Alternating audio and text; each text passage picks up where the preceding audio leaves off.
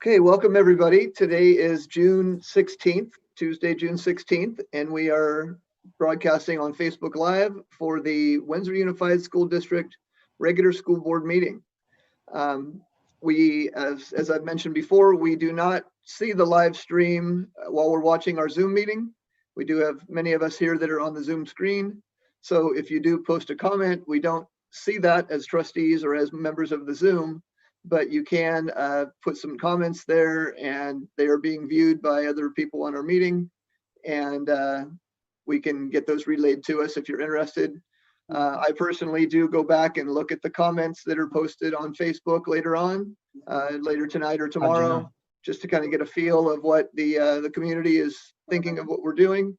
So please do make a comment if you're interested, and they will be seen by the trustees. At this time, I would like to ask Jen to do our roll call, please. President Heights. Here. Vice President Ahmad. Here. Trustee Adams. Here. Trustee Carnation. Here. Trustee Valenzuela. Here. Student Board Member Ava Hammelberg. Here.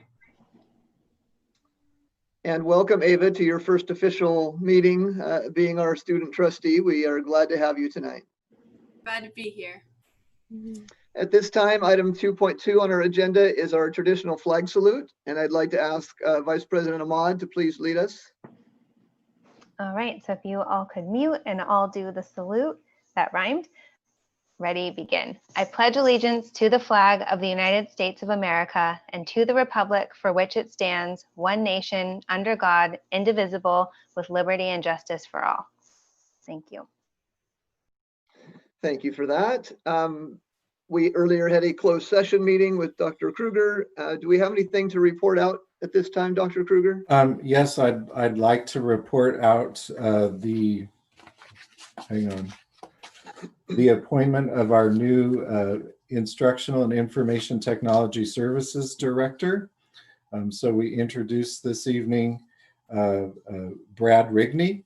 Brad comes to us with 13 years of experience leading technology services for school systems and has most recently been Senior Director of Technology for Envision Schools in Oakland, California.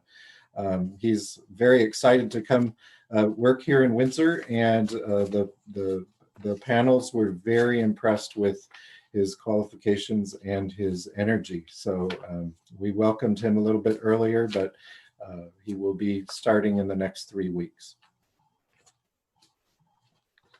Well, thank you, Dr. Kruger. It was nice to meet our new IT director. We'll be missing Chris as he heads off to his new career at Apple, but we definitely got a good candidate, it looks like. So we look forward to bringing him on after July 1st.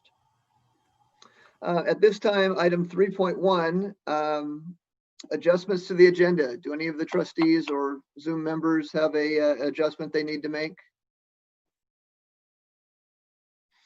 Okay, seeing no reactions there, we will move forward to item 3.2. And 3.2, myself and Dr. Kruger will recognize and extend congratulations and appreciation to the administration and the leaders who set up the wonderful graduation ceremonies. Dr. Kruger, would you like to begin, or shall I? I'll just jump in and then turn it over to you, Eric. As we know, we have gone through unprecedented times, including recognizing our promoting students and our graduating class of 2020. And all of our schools, our secondary schools, either middle school or high school programs, did an amazing job putting together all kinds of recognition for our students. And the feedback that we have gotten has been so positive and so appreciative. And we just wanted the opportunity to appreciate those who put so much effort into the planning and organization of these events. So just thank you very much from our district staff as well. So Eric, I'll turn it over to you. Thank you. Those are good words to begin with. I was fortunate enough to be able to attend all 3 of the graduation ceremonies, I guess we could call them, or parades, whatever term you'd like to use, but they were wonderful events. Friday, we met in the morning from 10 until 12 for the middle school. Later that evening, we were at Cali from about 6 till 8. And then on Saturday from 3 until about 5 or so at Windsor High School with North Bay Med and Windsor Oaks Academy as well. I'll start with the first of the 3 ceremonies that I attended and that many of us were able to attend. And that was at Windsor Middle School.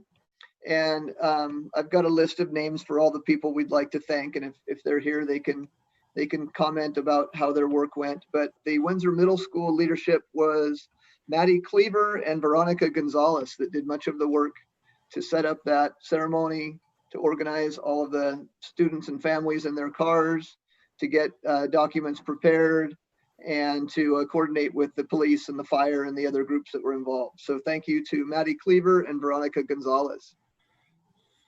Later that evening at Cali, Principal Sharon Ferrer, Vice Principal Lydia Terrell, and Liz Lockett were the 3 ladies that did much of the work to prepare the Cali ceremony.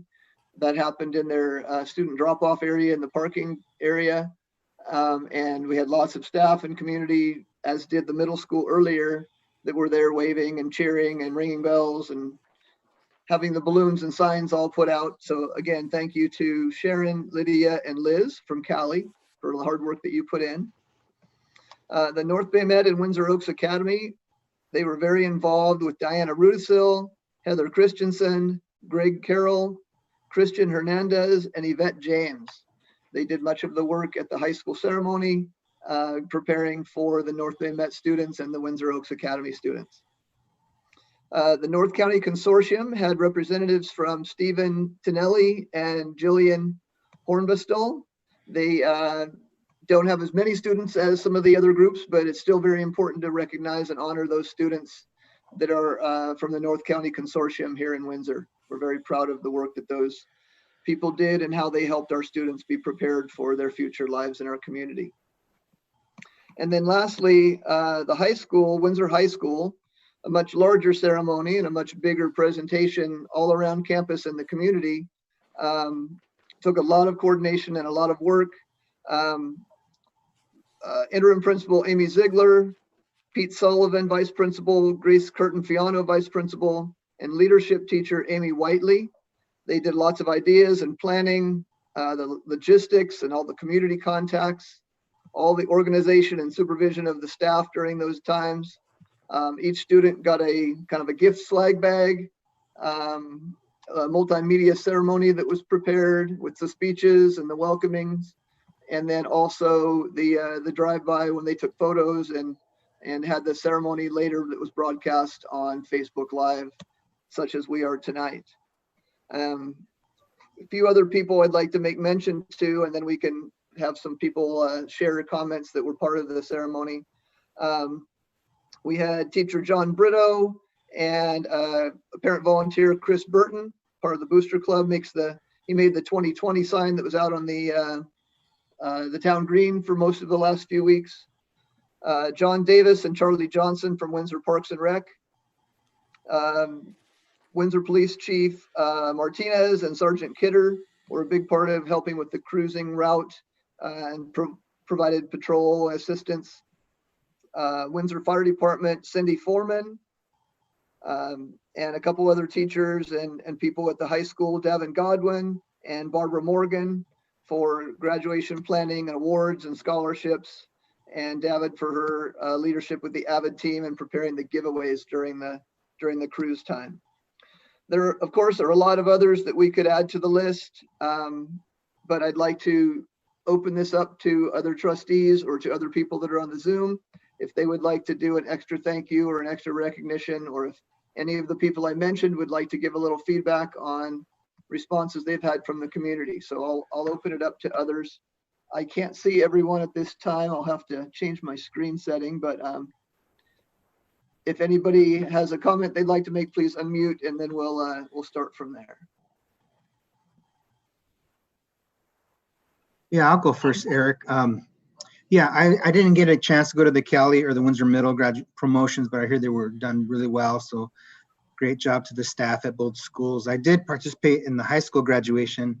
I was driving my son in an old 55 Chevy, so that was interesting because usually I'm standing on stage shaking hands. So I thought the high school graduation was very special, and I hear that the kids that are still in high school want the same thing next year. So I don't know if we're going to do that, but it was well planned by the staff. I saw a lot of teachers out there, classified administrators, board members are out there shaking hands as well. I know Rich also had his child graduate. So that was a special moment as a parent, and I was glad that the high school was able to do something for the graduates. So good job, everyone. Yeah, I'm right there with George.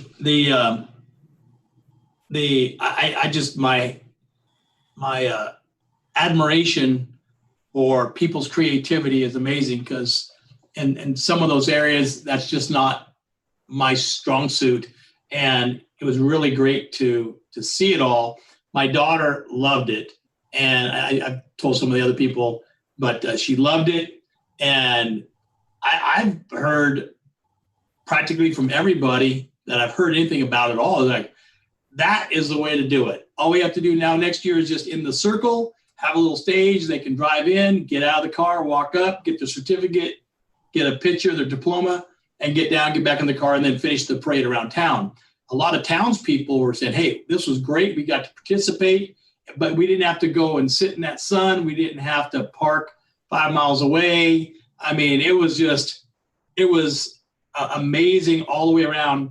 And so, my expectations were pretty low, only because we've heard so many things about what we can't do and all the can'ts. We kept hearing all the can'ts and what have you. And so from the high school standpoint, their graduation, it was exceptional.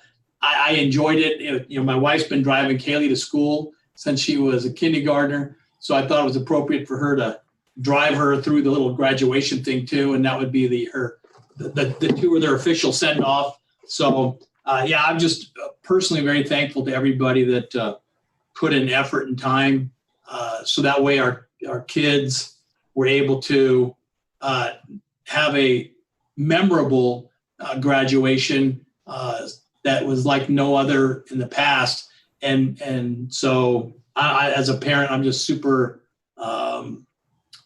thankful. And as a trustee, just really impressed with the creativeness and the work and the spirit of all the people that provide that extra thing for all of our kids to have that special something. So thank you to everybody. So like Eric, I was at all 3 graduations, and I'll just be brief and say that each of them was very moving and very touching. And I didn't know what to expect with a driving parade graduation, but they were beautiful. And all of the emotions that you would feel in graduation were there. And I am just so grateful to everyone who worked so hard on them, because coordinating an event like that takes a lot of work. And we had administrators who stepped up, we had staff, we had parents, and I'm grateful to everyone. Thank you. So thank you, Eric, for reading off the names. There was one you didn't read, and I think it's important that we mention her, because a couple of days after we went into shutdown mode, our student board member, Anna Whiteley, started talking about what we might do.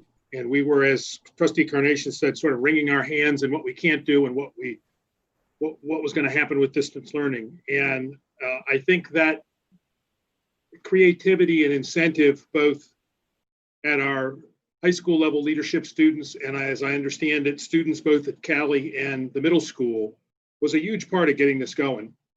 The second piece I also heard from a great number of members of the community who really liked it. It was larger and longer. I don't know if some of the drivers did it on Friday from the middle school in Cali, but certainly in the late afternoon and early evening, hundreds, if not thousands, of our community members who support our schools with their treasure and their talent and their trust were out on the streets celebrating in a way that they couldn't do it usually.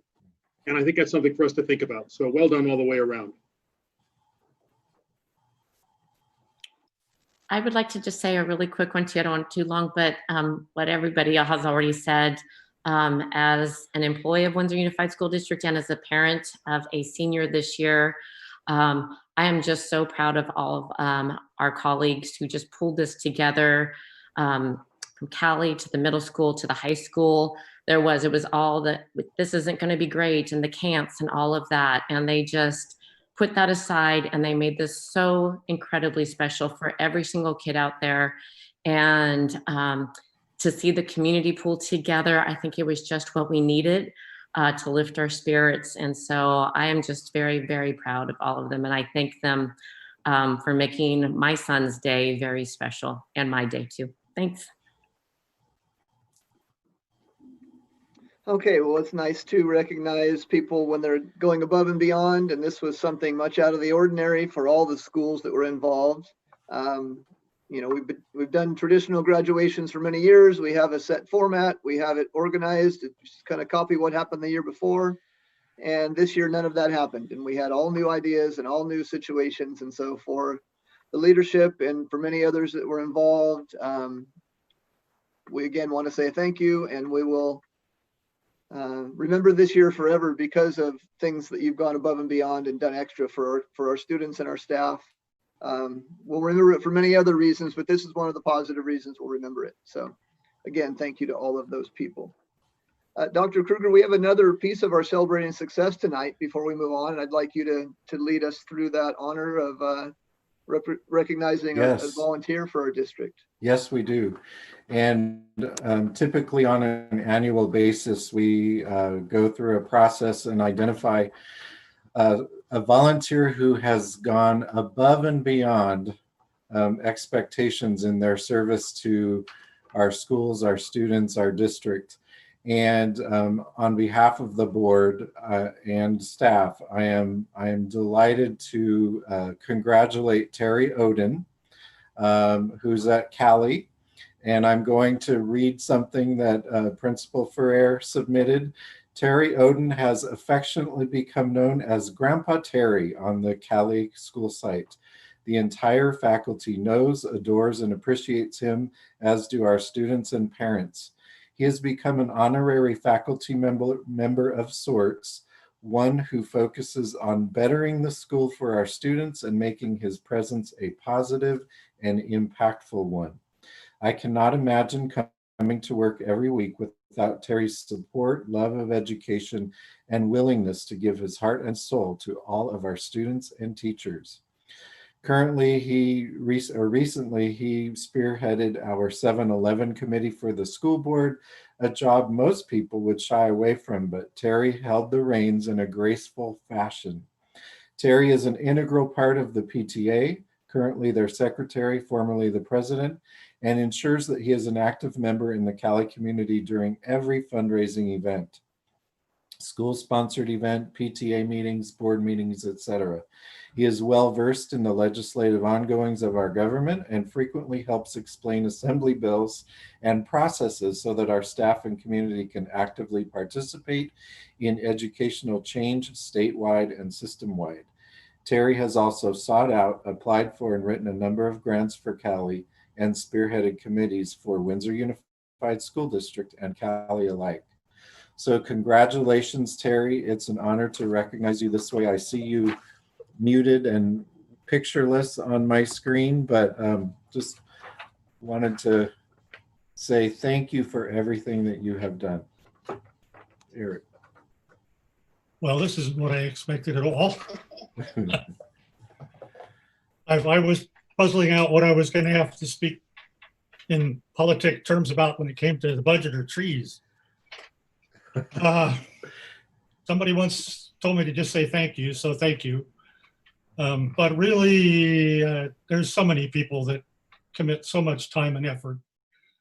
So I think I have to say thank you on behalf of every single volunteer who puts in hours and hours for the school district. But thank you. Well, on behalf of the board, Terry, I'd like to, as Brandon mentioned, thank you for all the time and energy you put into our school district. You attend many meetings outside of your personal life. You are very involved in Cali. You're very involved with the 7-Eleven committee as the chair. And it's people like you that go above and beyond that make it easier for us to do our job. And so I wish we could be there to take a picture and give a handshake and get you some recognition in the community, but your name will be on a plaque in the district office for years to come. And so we want to honor you tonight. And again, thank you on behalf of the board. And if anybody else wants to comment, I'll open it up to them. Thank you, Terry. It's been wonderful having you be involved so much, even outside of Cali, involved in the board work. I mean, really, I think that you not only make it easier for us to do our job, you make it easier for us to do a better job. So thank you. Yeah, really quickly, Terry, thank you. You've kept us honest as a board watcher and a participant, and you've very well educated, very intelligent, well read, and you kept us on our toes. When we've gone out to public comment, you've made comments over the years, and you stepped up with all your work at Cali and on the 7-Eleven committee. So we're really grateful to have you in our lives, Terry, and keep up the good work, keeping board members and city council members and elected officials honest. And thank you for all your work. I really appreciate your time, Terry. Excuse my movement. My dog keeps jumping on my swing here. But Terry, you're amazing.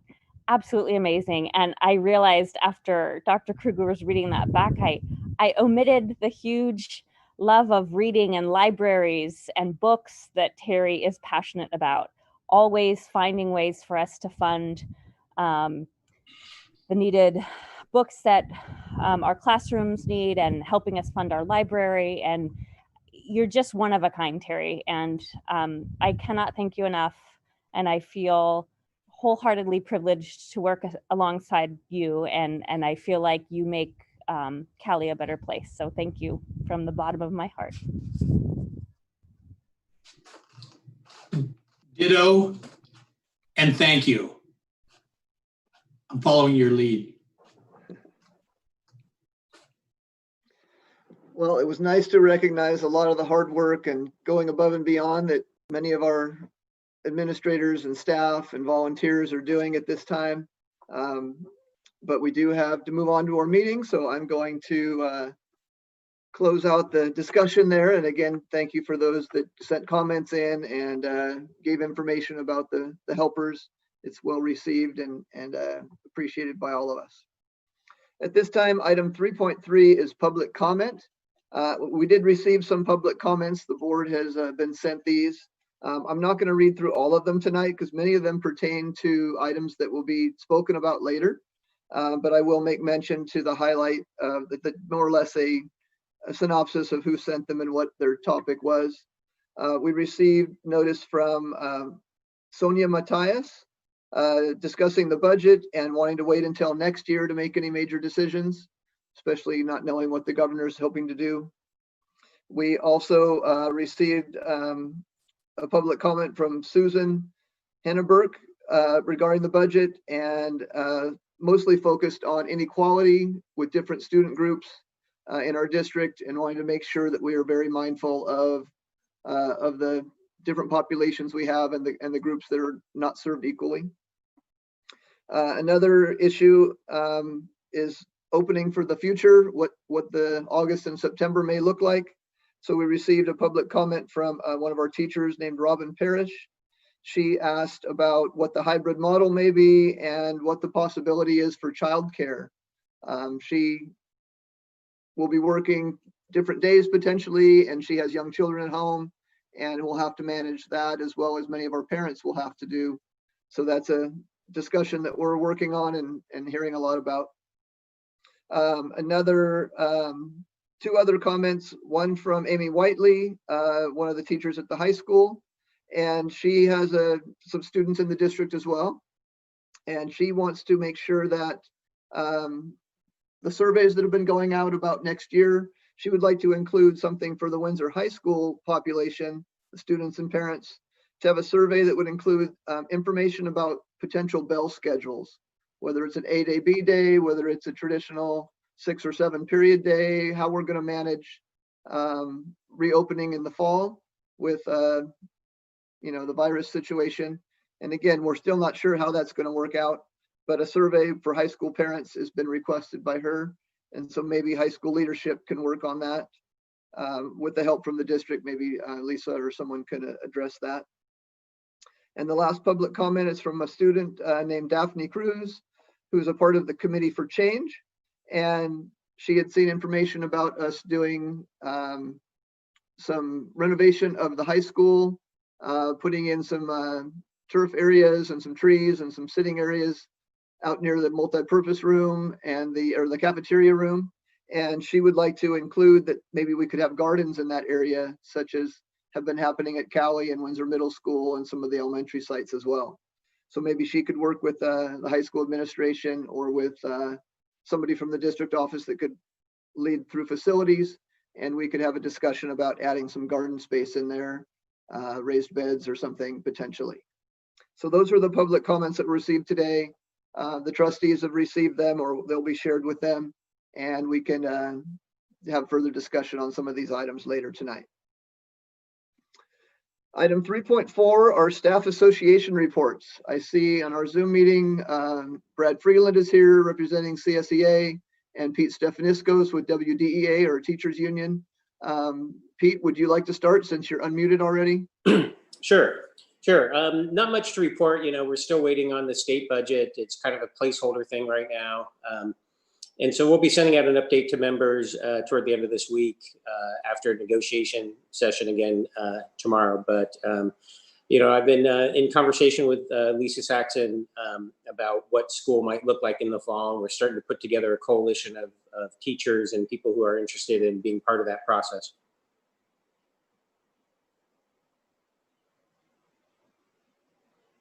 Okay, thank you, Pete. Brad, did you have something you'd like to share tonight about your union representation?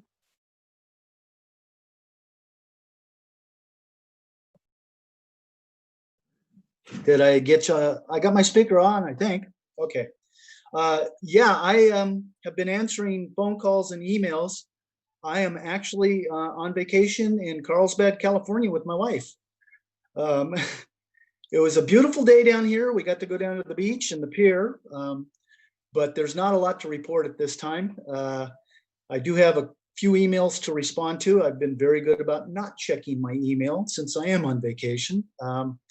But yeah, there's not a lot to report at this point. We're also waiting for the budget revision, and I know Brandon's got some committees and stuff that he's asked us to be a part of, and so I will be connecting with him on all that tomorrow. Other than that, that's all I've got. Well, that's some impressive dedication, Brad. You're a couple 300 miles, 300-400 miles away, and on vacation with your wife, and you spend some time with us. Thank you for joining in tonight.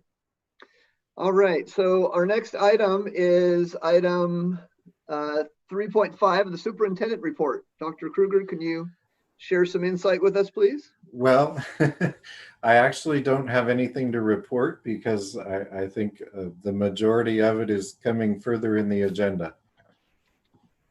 Okay, very good. I know that I just would share that you and incoming superintendent Jeremy Decker have been spending some time together, getting him caught up to speed on some of the things that are happening here in Windsor. So we're proud that you can sacrifice some of your time, and he can also give some of his while he's still working for Cloverdale to be prepared for July when we do a transition. So absolutely, and I'll speak to that a little bit.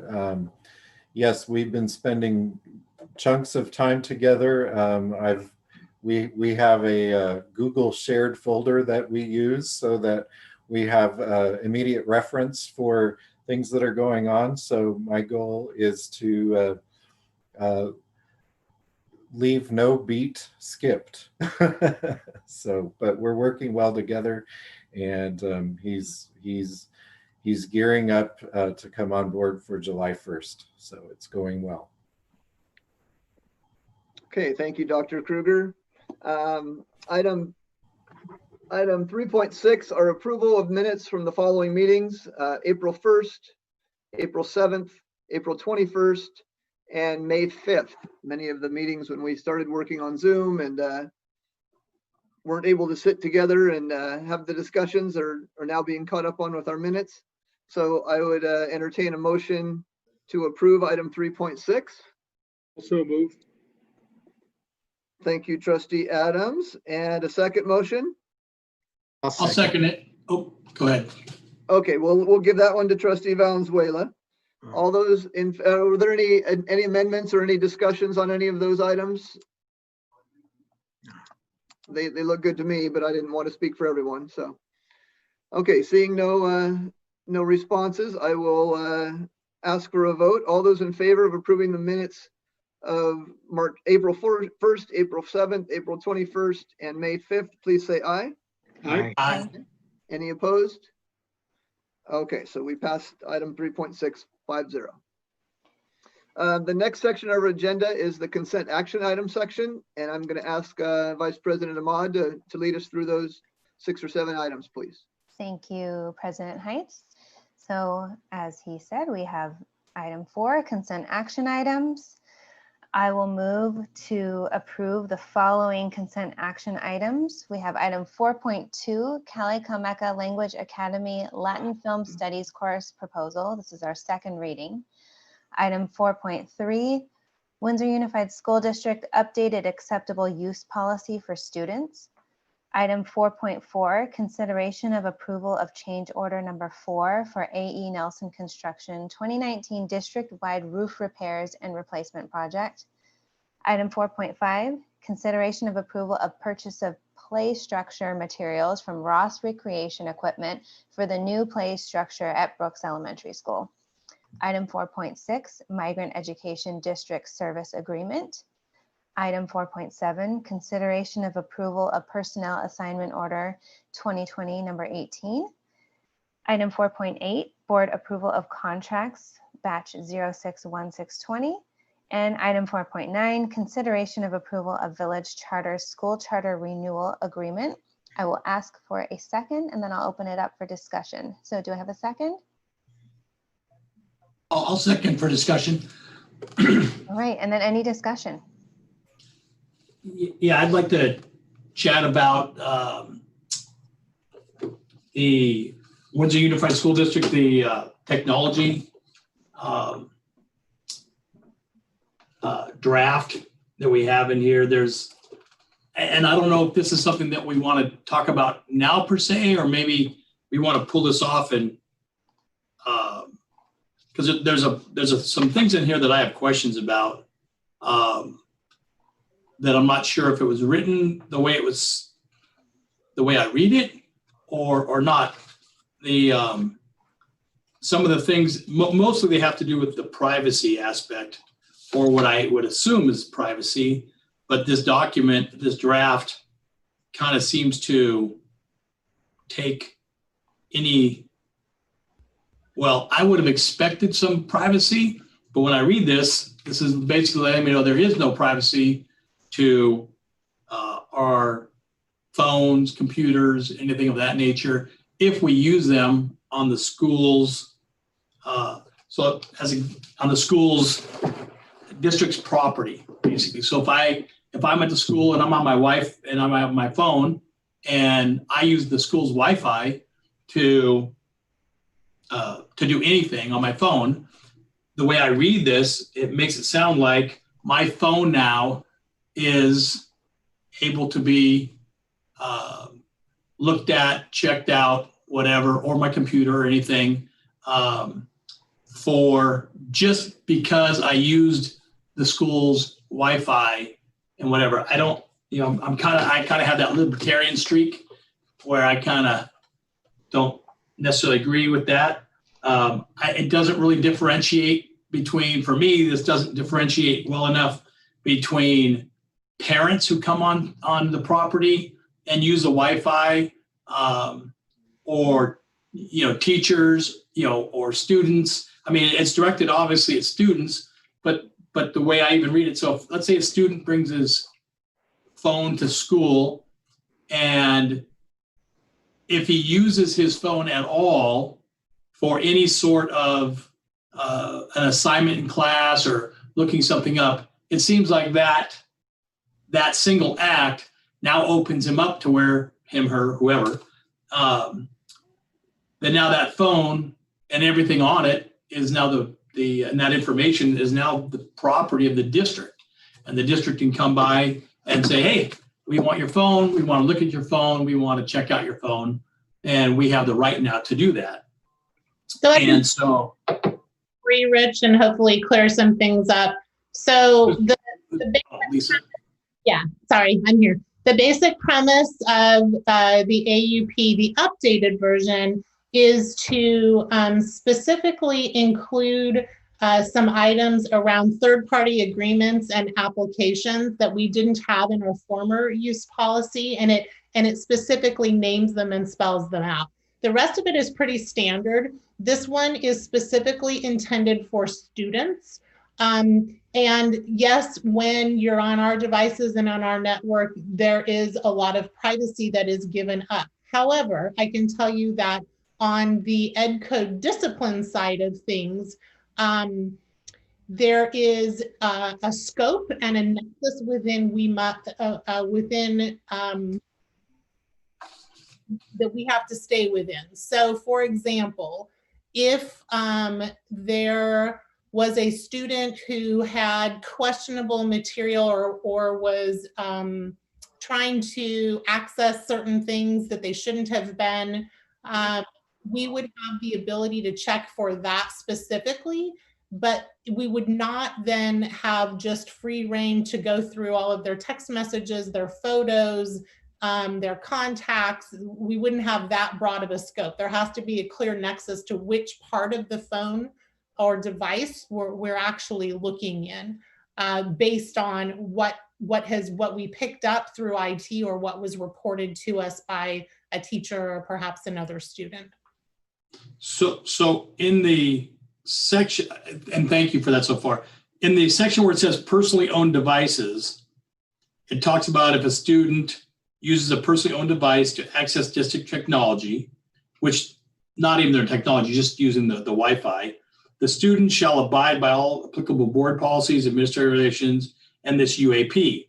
Any such use of a personally owned device may subject the contents of that device and any communication sent or received on that device to disclosure pursuant to a lawful subpoena or public records request. So I see that, but I know for a fact that many students have had their phones taken away from them and have had folks look into their phone, and I don't think that we had a subpoena, and I don't think we had a public records request to do that. So I just want to make sure that is this, that one, we're following our own guidelines. And then, so anyhow, these are kind of some things, and I don't want to spend tonight kind of going over this, and especially since this is a draft, maybe everybody can read up on this a little bit more, and maybe we could bring it up a little bit later in another meeting where we could actually put some time and thought into discussing these things. I have others as well, but you know. We can certainly do that. I think the other piece that's important for everyone to understand is that prior to bringing this updated version to you, I had it completely vetted by legal. And so the draft and the updated language that you see in front of you, it is a vetted document by legal. So it's following California Education Code. Sure. And the other pieces that are cited in there as well, governing laws, et cetera. And that's all good. But I mean, I've heard. Bill, you wanted to respond to some of what was mentioned? Sorry, I didn't see Bill's hand. No, that's right. If I might, it sounds as if Trustee Carnation is not comfortable proceeding with this on consent item. And unless there is some absolute urgency to adopt it tonight, perhaps we could put it on for a discussion action at our next meeting. And Rich, if you could get with Lisa and whoever else to identify these questions. If it looks like it's resolved, it can go back on consent. If not, we can have a fuller hearing and discussion of it then. That sounds good. I would say also that these have been put through the policy subcommittee previously. This is just a modification to what we already have. And much of what Rich is talking about was already in place. It's not being changed. That was already there and approved by us at an earlier date. This is just some changes to that policy, an update. So I don't know that we want to rehash the entire board policy. Maybe just look at those updates, because the previous meeting, we approved all of that already. I just want to chime in. I think it's a legal discussion about the Fourth Amendment and search and seizure, and how schools are able to search phones with the consent of the student. And there's a lot of things that go into this paragraph here. And I'm fine with it, but I think in deference to Rich's questions, maybe he could get together with Lisa, send an email to our outside legal counsel, and have them explain why this is the way it is, why it's written that way, and how kids' phones are searched, and why they're searched, and what's the scope of the search, and what the Fourth Amendment is, and all that fun stuff. But yeah, I agree with Bill. We should just pull it, and he and Lisa can get together and get some answers from our attorney, and then it could come back to us. But I'm fine with the way it's written. Yeah, I'd like to have the opportunity for you, Rich, to take the deep dive. And that's probably not tonight. So Rich, Thank you. happy to entertain. You said you had additional questions. So if you could just get us started by emailing me specifically the questions you have in reference to this draft, then I can get going on getting those questions answered for you in preparation for bringing it back on the 30th. That sounds great. Thank you. Any comments or discussion on other items outside of 4.3 in the consent? Yes, George? I did, Eric. Real quickly on the village charter. We've been with them for 13 years. I don't think tonight's the night to cut the ties, but I'm concerned about the enrollment. We're the chartering district. There's 109 students, and we only have 8 kids from Windsor, and they're a Santa Rosa based charter. So I'd feel differently if they were in Windsor. I'm going to vote for it, but I'm just saying that maybe our new superintendent can work with them, or maybe the next time this comes up, we really look at that, because we're a chartering district for about 8 kids. And the majority of those kids come from other school districts throughout the county. So I'll vote for it, but I just have some reservations about that. And I don't think they've ever been located in Windsor in the last 13 years. So my other comment is I just want to congratulate 3 of our longtime teachers, Lucine Luna, Jennifer Martinez, and Jill Cooper. They're separating from service. 2 are retiring and 1 is resigning. And those are 3 big losses for us. I knew all 3 of these ladies, wonderful teachers, and I just wanted to give them a shout out. Yes, I was going to mention that after George had finished, but those 3 women together have over 100 years of education here in the Windsor district, so it's pretty impressive. Any further comment? I just quickly, I had mentioned in closed session, but Jill Cooper and Jennifer Martinez were both my first grade teachers. So English and Spanish. I went to Cali, so it's it'll be a loss to Windsor. And there are others here too. I don't want to leave anyone out who have been here a long time. So we'll miss you. Sorry, Eric, go ahead. No, that's great. I appreciate the insight. It's nice to be able to look back into your childhood and have fond memories of the teachers. We did about, a month or so ago, a celebrating success for our retirees. These were late additions to that just in the last week or two. So we'll invite them back in the fall when we have better attendance and we have more board meetings planned that don't have budget and all the other things involved with them, and honor them in a special way at some point. So we're not ignoring them, but they missed the initial thing that Dr. Canalake had set up. And so we want to give them their proper time later on in the future, but they can join us. Okay, so we had a motion by Trustee Ahmad, a second by Trustee Carnation, and I'm going to say that we are amending the motions to pull item 4.3 to be discussed in further review on the 30th. So with that amendment, can I have a vote to approve the consent action items? Please say aye. Aye. Aye. Anybody opposed? Okay, so item 4, except for item 4.3, are all approved, and we'll look into item 4.3 and bring that back in 2 weeks.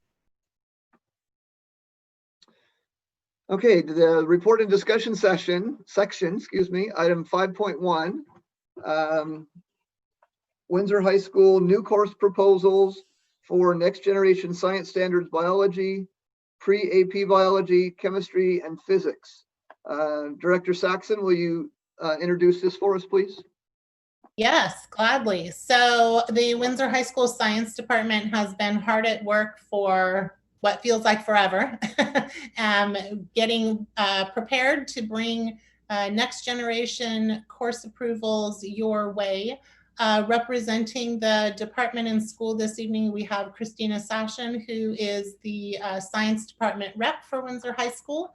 And she has a PowerPoint that I'm going to share, and she's going to walk you through. And then if there are questions at the end, she would be happy to answer them.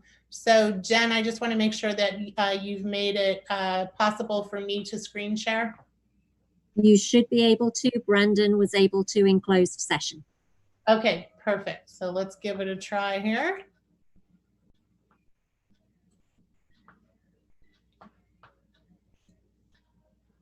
Can you all see that?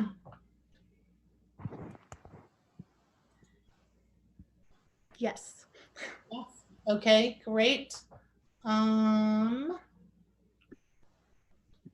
right, so Christina, take it away. Great, thank you. So this is basically the science department is undergoing a transition in order to meet the next generation science standards. So we're going to be replacing the previous classes of the integrated science AB year and CD year with these courses. So these aren't in addition, but more of a replacement in order to meet the standards that the state has created. You can go next.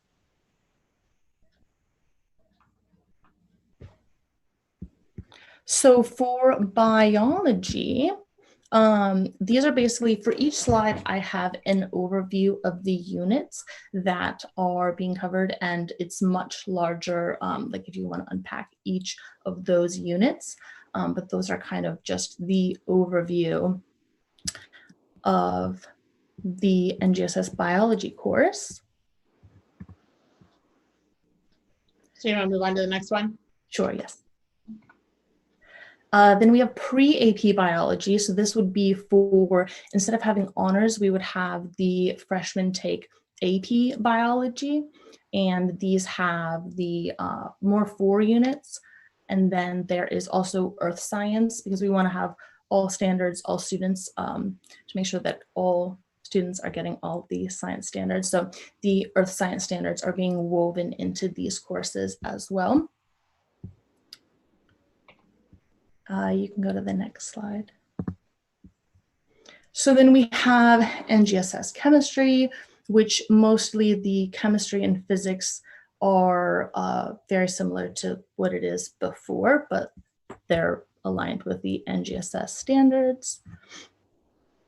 And then if you want to go ahead and go to physics, these are the units that will be covered in the physics course.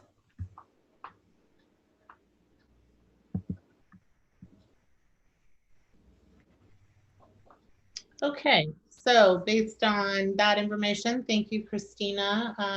Are there any questions from the board regarding specifics around the course applications?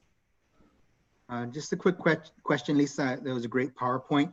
In terms of NGSS, it looks like the whole, I guess, country, right? It's national standards. We have to change our science courses. Everyone except Texas. Pardon? Everyone except Texas. Oh yeah, that's fine. We won't go there. But my question is, what about textbooks? Have we set aside money as a school district to buy these textbooks? Because it looks like every time you change a course description, there's a new book that comes out with the material, and that's a lot of money. So can you talk to us about, once we do approve these courses, how do you pilot the course? How do you pilot the books? What do we do? Yeah, I can. So good, great question. I'm a little bit of a segue too. So this is the textbook conversation has been part of the entire conversation and process. And yes, we set aside funding for all 4 core subject areas in science a while back.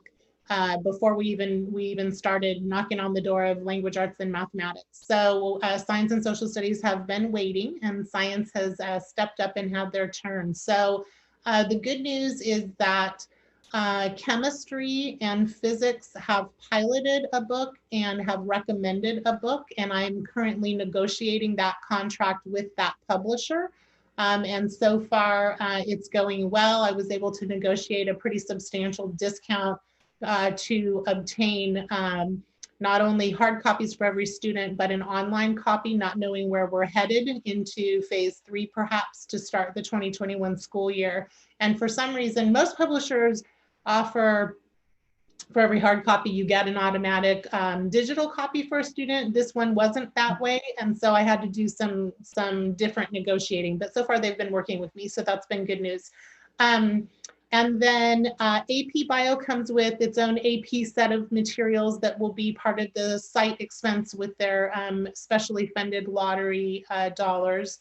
And as far as biology is concerned, there are 2 publishers that are potential runners for the department. And so I'm in conversations right now with the reps from both of those publishers, basically negotiating free materials to pilot next year so that every biology teacher can have the opportunity to try them and then debrief after with a really specific process in place so that they have an apples to apples comparison and a framework to measure, a rubric to measure that experience up against before any kind of a recommendation comes forward. So that's kind of where we are right now. And in case you're wondering, the same is happening for the middle school level folks at Windsor Middle School and at Cali. And we are in negotiations right now, actually with the same publisher. They both landed on the same one. And so we're looking for the same opportunities to have, this one's actually digitally based. So it'll be the opposite. Everyone will get a digital and then we'll back up with some hard copies for, you know, different spots of when we might need them for some students. So it's coming along. Perfect, thank you. Yep. Any further comments about item 5.1? It brings me back to earlier in my career teaching integrated science with a little bit of all of those things all in the same year, and became much easier when it was broken out into the specific courses. So that's great that we're working toward that and gets more lab opportunities and things in the future for the students as well. Yeah, I had a similar comment. I'm married to a science teacher at Windsor High School who's in this department that has been working on this, and I know how long they've been working on it. It's really been a few years. So this is the culmination of a lot of hard work to make this transition away from what we've been historically been teaching, which is 2 years of integrated science, and then on to chemistry, physics, and biology. So this should be really exciting for all students to get all standards. And I am excited to see it come to fruition in this role. So interesting perspective to have. Thank you. And thanks, Christina, for being here.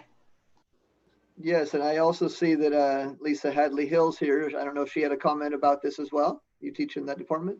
Yes, I do. We are excited about changing the integrated science, especially with the core format and everybody having the specialty cores. It's really time to come back and realign to make sure that we're still meeting the same benchmark assessments while having the ability to have our varied flair and flavor for the specialty cores. So we're really excited to have that opportunity to realign. So the integrated science 9-10 will be a year of biology and a year of physical science that will loop. And then really the physics and the chemistry is just a small alteration to include the NGSS. And we're really excited about having some time together as a department to come up with those power standards and the common benchmark assessments. And that work has really started this summer, in addition to the distance learning and everything else. But we're excited to work together. Well, thank you for sharing, Lisa. It's great to have you on board, and students will appreciate your hard work during the summer. It's going above and beyond again. Thank you. Thank you. Okay, we'll move on to item 5.2. This is the public hearing for review of the 2019-2020 budget and the reserve transparency disclosure. I'd like to ask Business Officer Lois Standring to lead us through this discussion tonight. Exciting stuff here. It is very exciting. Jen, am I able to share, or how will I get my document? Well, if you have it there with you, you should be able to just share your screen. Oh, it's doing weird things. Okay, let's just see what happens.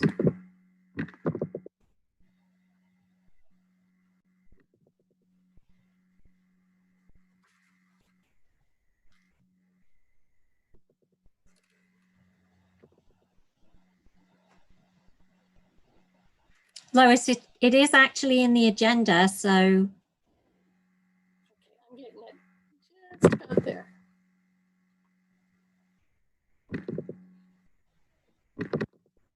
All right. There you go. Perfect. Now we just have to figure out. If I just hit it. Does it go bigger? Slideshow. That's it, right? There we go. Okay. So everyone can see that? Okay. Thank you. It's kind of interesting. In 10 years of doing this, I've never presented a budget that, you know, I've in the past, I've used the word pretend when it comes to budgets. This one feels like it's pretend, especially after what the legislature did yesterday. I feel like it's a placeholder budget for Windsor as well as what they did for the state.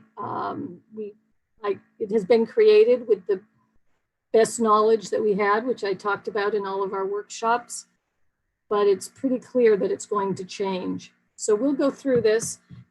There won't be much that you haven't heard before, and I'll take any questions, but we were certainly hoping there'd be more information from the state, but there's not a whole lot, and we'll just have to wait until more information comes forward as the governor negotiates with the legislature and they figure out how they're going to make the budget work for schools and every other agency in the state.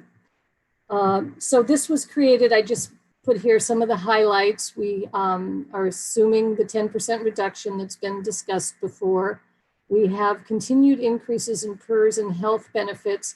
However, there is a slight decrease in the state for STRS. It goes from 16.15% to 16.02%.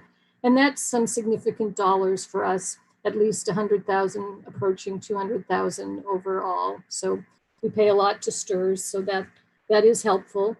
We have supplemental funding of $2,608,000 in this budget as it stands right now.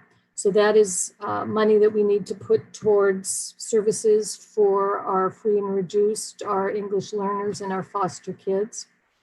We have deferrals of state aid payments reappearing as a state budget tactic, especially with what the article I read said the legislature's planning with, that was one of their ideas for making this budget work, was just not sending money to the school districts, which I don't know how they can even put that out there. Because how would we get through a year without cash? There's possible reduction in California Partnership Academy funding and CT incentive grants. That would be a first. We have not seen that in the time that I've been involved with those two fundings. This one I don't know that I've talked to you about. RESIG is pretty much telling us we're going to have a 30% increase in our liability rates.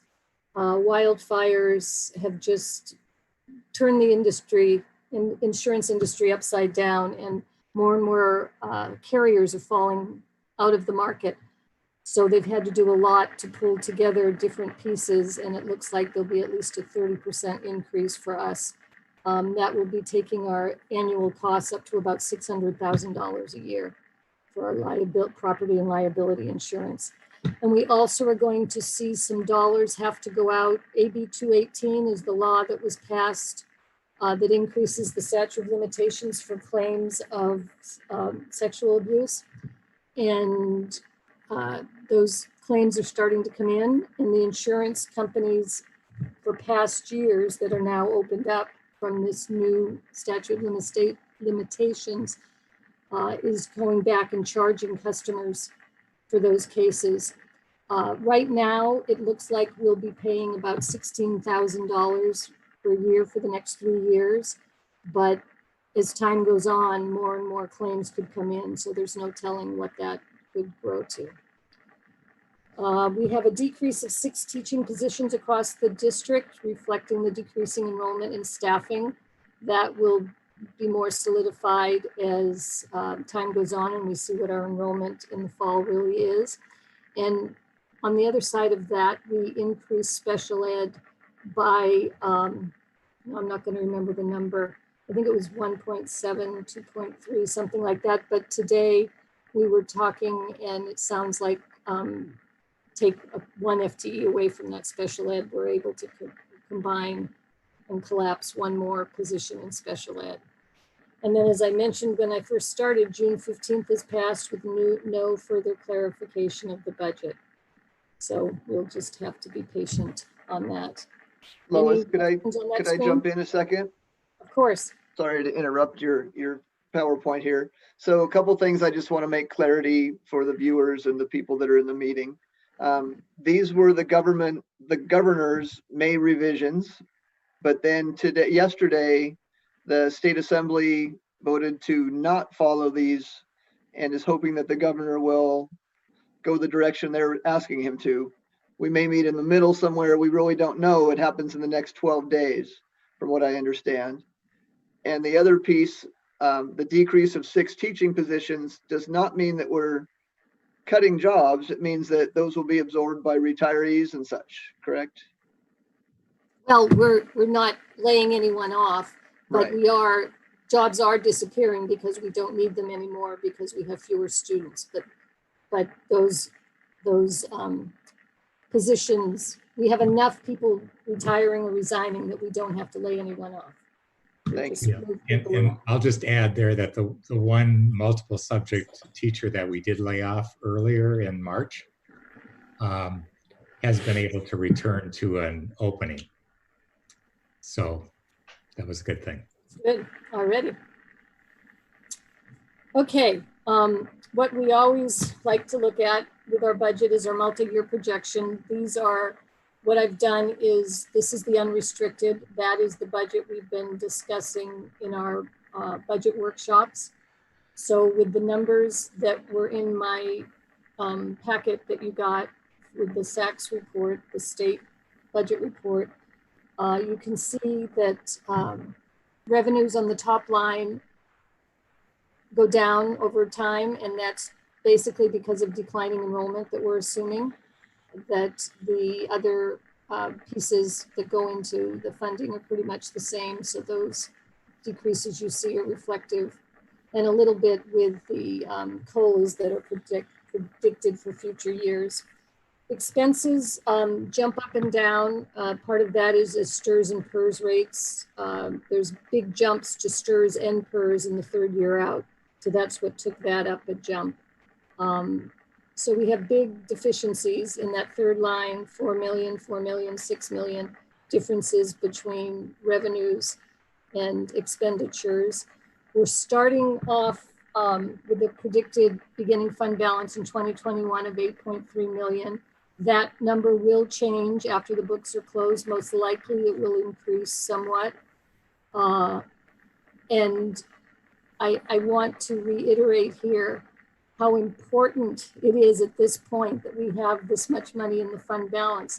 Clearly we are in trouble by the 3rd year, but we're not in trouble next year. I mean, we are in trouble, we have a huge deficit, but if we had kept our reserves to the 3%, we'd have to be making drastic cuts right now just to get through this coming year.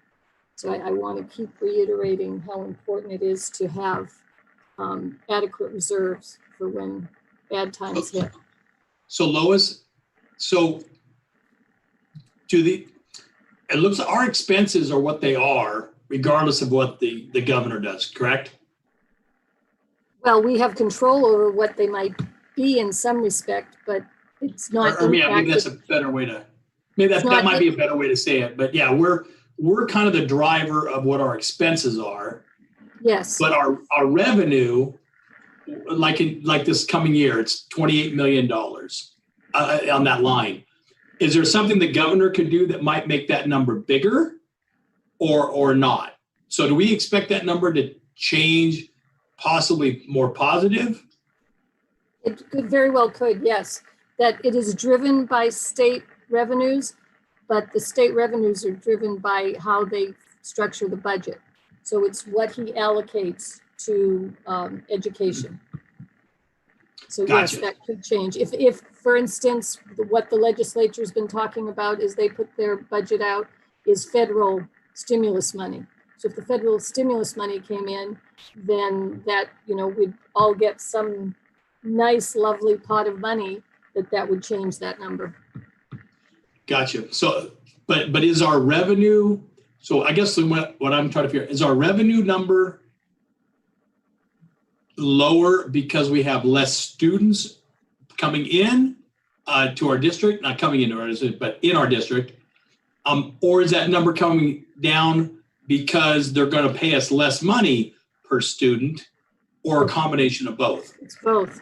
The bigger cut is because of what the state, the assumptions we're using of the state reduction. But Gotcha. Clearly, I mean, when you see our assumptions for that are basically the same from year to year, but if you look across the 3 years, it goes down, and that reflects declining enrollment. Gotcha. So if they funded us, do you know roughly if they funded us this year at the same rate that they funded us last year, do you know how much more revenue that would add back into that number? A rough number? $4 million. Oh, so that $4 million is what they've cut in the ADA Well, mostly. Yeah, approximately, yes. Very good. Thank you. You're welcome. And I will say that these numbers reflect what the board approved at the last budget adjustment. Those have all been worked into this budget, as you saw when you looked at the details of the packet. So I wanted to make sure to say that. If you look at the reserve line here, we're down, we meet our reserves for 2021, but not the next 2 years. So overall, our ending fund balance is 4.2 million for this year, ending up with a negative 6 million in the third year. And if you recall, when we started in our budget workshops, that one in the third year was a negative 9 million. So we have clearly made progress. And what's going to happen is this is the first review. It's the public hearing. This budget will come back on the 30th for you to approve. And that's when it goes to SCO with the explanation, as you saw in my narrative, of what we're planning to do. I will include for them a list of all the budget things we've been looking at and the possibilities of what we could do to fix the budget. And the biggest piece will be seeing how the state budget ends up. It could be that our big tactic will be to look for ways to bridge our cash deficiency rather than our revenue deficiency. Okay. Lois, before you leave this one, this is Bill. Can you see us when we're talking? Okay. No, you're not in my four, but I know your voice. Okay, thank you. So a couple of thoughts on this. So just so we're clear, I want to make sure the context of this slide, which is to me very important. We made about $1.9 million of structural deficit reductions 2 weeks ago that we likely would have been making without the COVID budget crisis, because our enrollment is declining and we were on track to deficit spend $2 or $3 million next year. That's a good summary, yes. Okay. And so that reflects in 2021. And then these numbers with -4 million, -6 million for a total negative over 3 years of $14 million. That's, and I don't want to oversell it, but I want to try and get a parameter on the bottom end of the well. This is the governor's May revise in the middle of May. Yesterday, the legislator said, oh no, we're not going to have those cuts. We're going to have other things. And I'd like to talk about later maybe the sense of what borrowing huge amounts of cash flow over the year would be.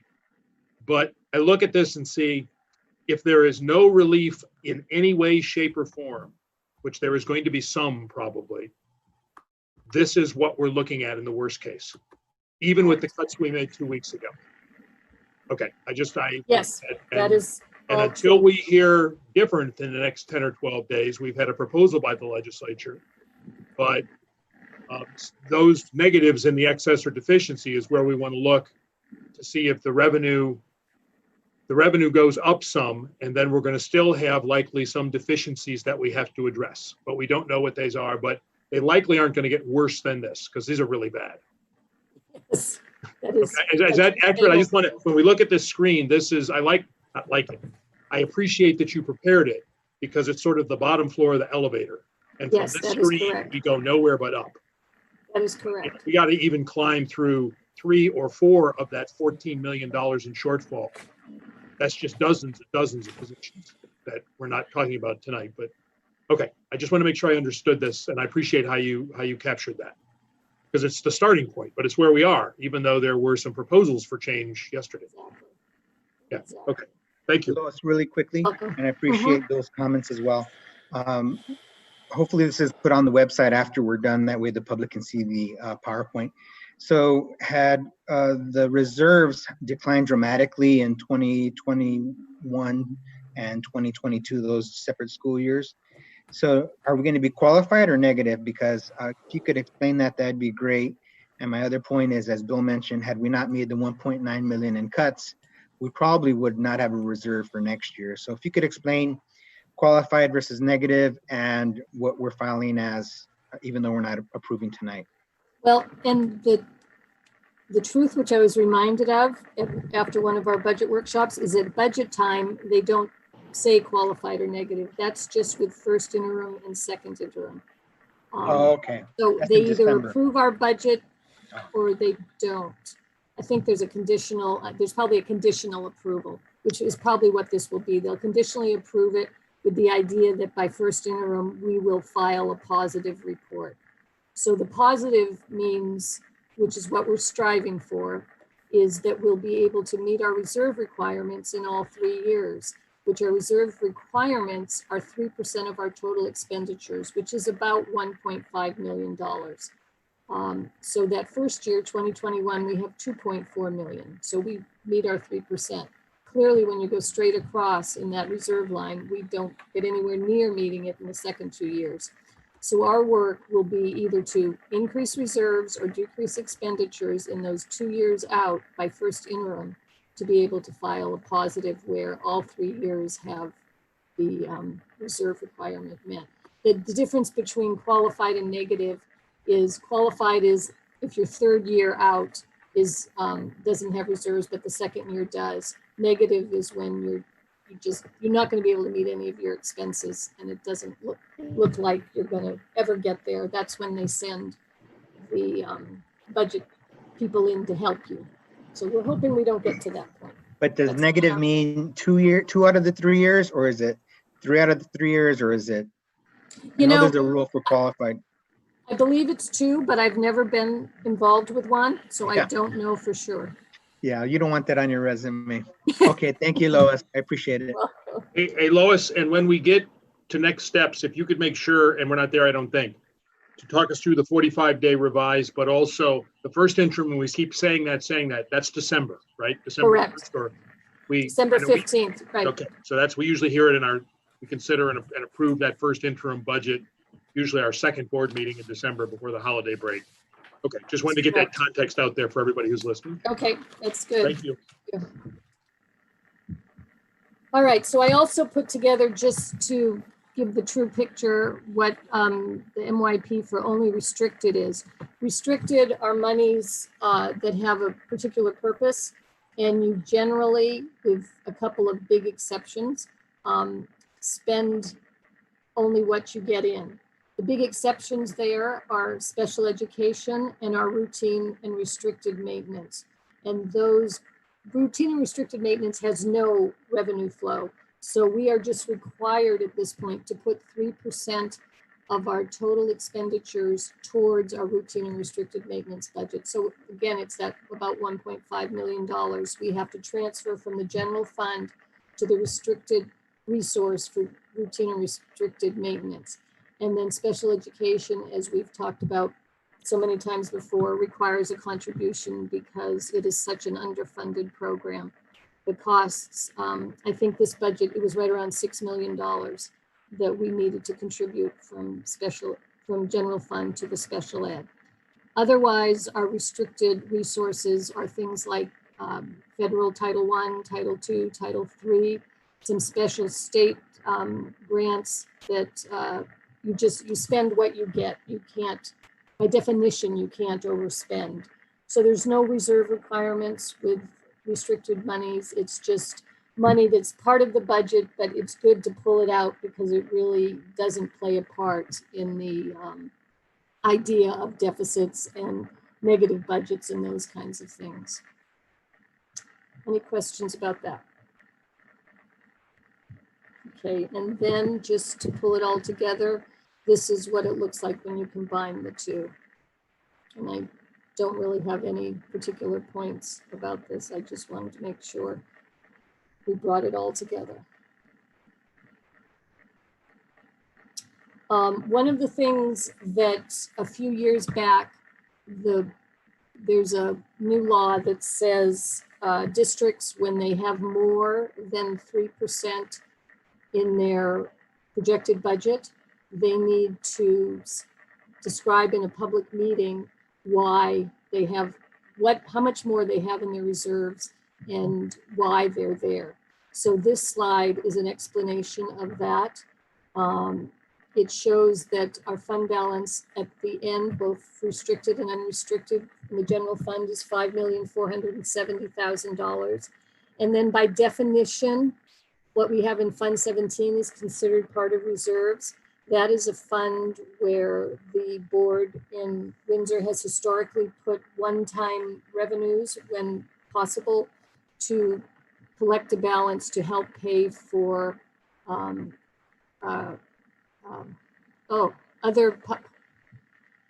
I'm sorry, it's called OPEB and I'm blanking on what OPEB stands for. Other post-employment benefits. So basically retiree benefits, which is an unfunded liability that the district faces. So we have collected so far $691,000 towards that. So that is that. So we have total reserves of 6.1 million. Our required 3% reserves is 1.4. So our excess is 4.6. And what's that excess is made up of is that same 691 that's going, sitting, waiting to be able to be used for OPEB. All of those restricted dollars, which is 1.19 million. And we have a small amount, 6,000, which is non-spendable. That's our revolving account that we use at the district office. We have a lottery balance that's not really restricted, but it's still assigned for specific use. That's 197,000. And then what's left is 2.5 million. And in this case, in this budget, it is being looked at to cover state deficits and funding, which you can see in future years, just the year after next. If nothing changes, it'll definitely be needed. So this is something we have to prove to the county that we discussed this. It's in the title of the agenda and they will get a copy of this report so they can see that we did in public talk about our excess reserves. Any questions there? A piece of that unassigned down there at the bottom would be that we as a board have voted in the past to keep a 5% reserve. So that's about correct. Another 750,000 of that last line item there. But you know, it helps us at this point when we're having issues with budget. So just a little extra savings account that will be spent in different ways. That is correct. That's all I have. I wanted to speak to Bill's question about the 45-day revise. It's an interesting concept and I'm waiting to hear what school services has to say about it, because normally you have 45 days from, well, we'll see when the date is. It's 45 days from when the governor signs the budget. So we'll see if they can get to an agreement in the next couple of weeks. And then once he signs it, whatever is in that, we will take any changes from what his May revise was, incorporate them into this budget, and then present to you at some meeting in August what those changes imply in the budget. And I would think by that time, we would also have had further discussions, depending on what the opportunities are, to see what else we could do to close that gap in our budget if need be, because we'll know as soon as they sign the budget what we're dealing with. So I'm sure we'll have future discussions, especially as Mr. Decker comes on board and we start the new year. So I was, not really a question, but a comment. I was involved in a California School Board Association webinar today for a couple hours this afternoon. And they talked mostly about what it's going to take to reopen in the fall and different things like that. But they also talked a lot about the budget because those two are very interconnected. But knowing that the state assembly has given their recommendation and voted, and that the governor now has 12 days to make his final decision, they were asking all of us as trustees and school board members, there's about 5,000 of us in California, to send a letter or to write your governor to let him know how important this is to all of us, and as educators, as board members, but especially as parents and students, and how it impacts everybody. So any of you that are watching tonight or that are in this meeting, that's one avenue you can take, is that the governor needs to know that we can't really open school in the fall, knowing the COVID situation, knowing about, modified scheduling, lots of all the what ifs that we'll talk about in the next action item on or the next discussion item in our agenda, with the budget cuts that he had proposed in May. The state assembly says, don't do that because the schools need to function to get our economy back on board. We need to get parents back to work and students in classes if we can. And so hopefully those of you that are interested or able or wanting to can reach out to Governor Newsom and let him know how you feel about the budget situation that way.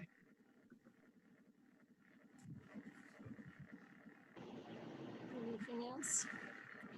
Lois, I had two other questions. Okay. I know we're going to talk next, I think.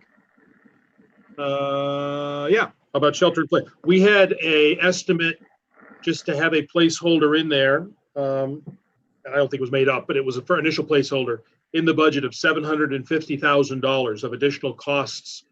That was an additional expense that you put in on that one spreadsheet that showed them. Okay. And so for when we're presenting in the next item, if there's any clarity or additional adjustment on that number, that'd be helpful to hear at the next time, because that's an expense, again, not necessarily perhaps an expense we can control. I wondered if you could talk about the cash flow and deferrals. A suggestion in the legislature's action yesterday was to defer or pay us the money we would otherwise get, but later, not in the fiscal year that we would get it. So when I finish one more comment, I'd like you to talk a little bit about that. And I don't even know the scope, if it was, the governor had proposed a 3-month deferral at the end of next school year. And if it's longer than that, how do we pay that? One point I wanted to make, because I had asked a question about Cali last time, I noticed on page 21 of 44 in the budget that Cali, as I understand, as a charter school, doesn't have to do a multi-year projection. But I noticed for 1920, Cali's fund balance drops at the end of this school year from 1.7 million to 1.1, and the budget in 2021 drops at another $600,000 from 1.1 to 500,000. So for different reasons, and I think there is likely some revenue cuts there, but even out to the end of the first year, they're on a similar arc at Cali as you showed in our general fund to burn through their reserves in their entirety. So could you talk about the cash flow and deferrals and payments and how that works, just as a sort of information point for everybody? And I know we'll take that up again in a couple of weeks. Well, my experience with cash flow and needing to borrow money has basically been revolved around the dips having to do with property tax. School districts often can run out of cash right before December, because in December they get a large influx of cash based on property taxes. So one of the main ways they can deal with that is what's called a trans a tax revenue anticipation note. Is that what that stands for? You probably know better than I, Bill. And it's a very short-term loan, and it's not cheap, but it gets you through. And there's a lot of paperwork done, and you have to make all these fancy cash flows, and you get the money for a short period of time, and then you have to pay it back at just the right time, or you get a ding for arbitrage, and it's a process. What I read, and if I read it correctly, I think my mouth just fell open. It said they were talking about deferring all apportionments for next year. And that's what I read too. yeah, and I just said, okay, that's $32 million. And I mean, it's sort of, to me, it's like the situation when the state didn't pass the budget and people didn't get paid at the state, and they said, can we give IOUs to our vendors? And of course we can't, or IOUs to our employees. So I think if that becomes really part of the budget, we will all be scrambling to try and figure out how we deal with that. Because I don't think the trans are meant for a long-term borrowing like that. So it will be a whole nother situation. And the fact that to borrow $32 million, that can't be a low-cost venture. So there it just adds to our problem. So I am concerned. I need to do more investigation about how, as do 1,000 other school districts in the state, about how they would handle that.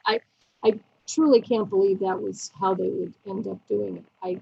That would just be amazing to me. Okay. Lois, thank you for addressing that. Lois, how much, you said it's expensive, and I can imagine, but just for our own edification, do you have any idea what the interest rate is or what the imputed interest rate is? I don't know interest rates, but I know back when I worked at Santa Rosa City schools, and we'd have to borrow a few $1 million for a couple of months, maybe 2 months at the most.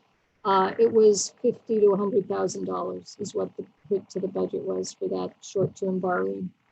So 50. And that was 10 years ago. So I don't know if it more or less because of the interest rates these days, or that's something that Lori Ranieri handles. So I'm actually going to be contacting her for some advice.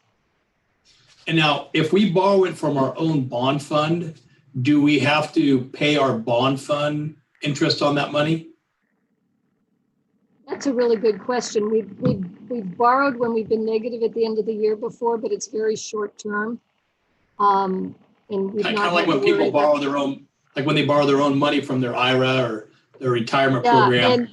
And the truth is, we don't have enough in the bond fund to do that for next year, maybe partially, but we have projects going that are going to use up a large portion of the cash we have in that bond fund.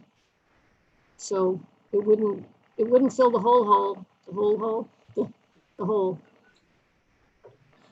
Thank you. And I wanted to speak to Callie a little bit. The big decrease you see this year, Bill, one, when we close the books, that will go up. But another big reason for the deficit this year is Prop 39 money of, I think, a couple $100,000 was spent. That was one-time money that you see as that deficit. Now, the deficit you see for 2021, that's real. That's their reduction of about $600,000. And I'm actually meeting with Sharon and Lydia tomorrow to discuss that and see what we can come up with for strategies. Sadly, this is everywhere. So. Yep, it definitely is. Was there something else you asked that I did not answer? That was great. Thank you for diving into those questions.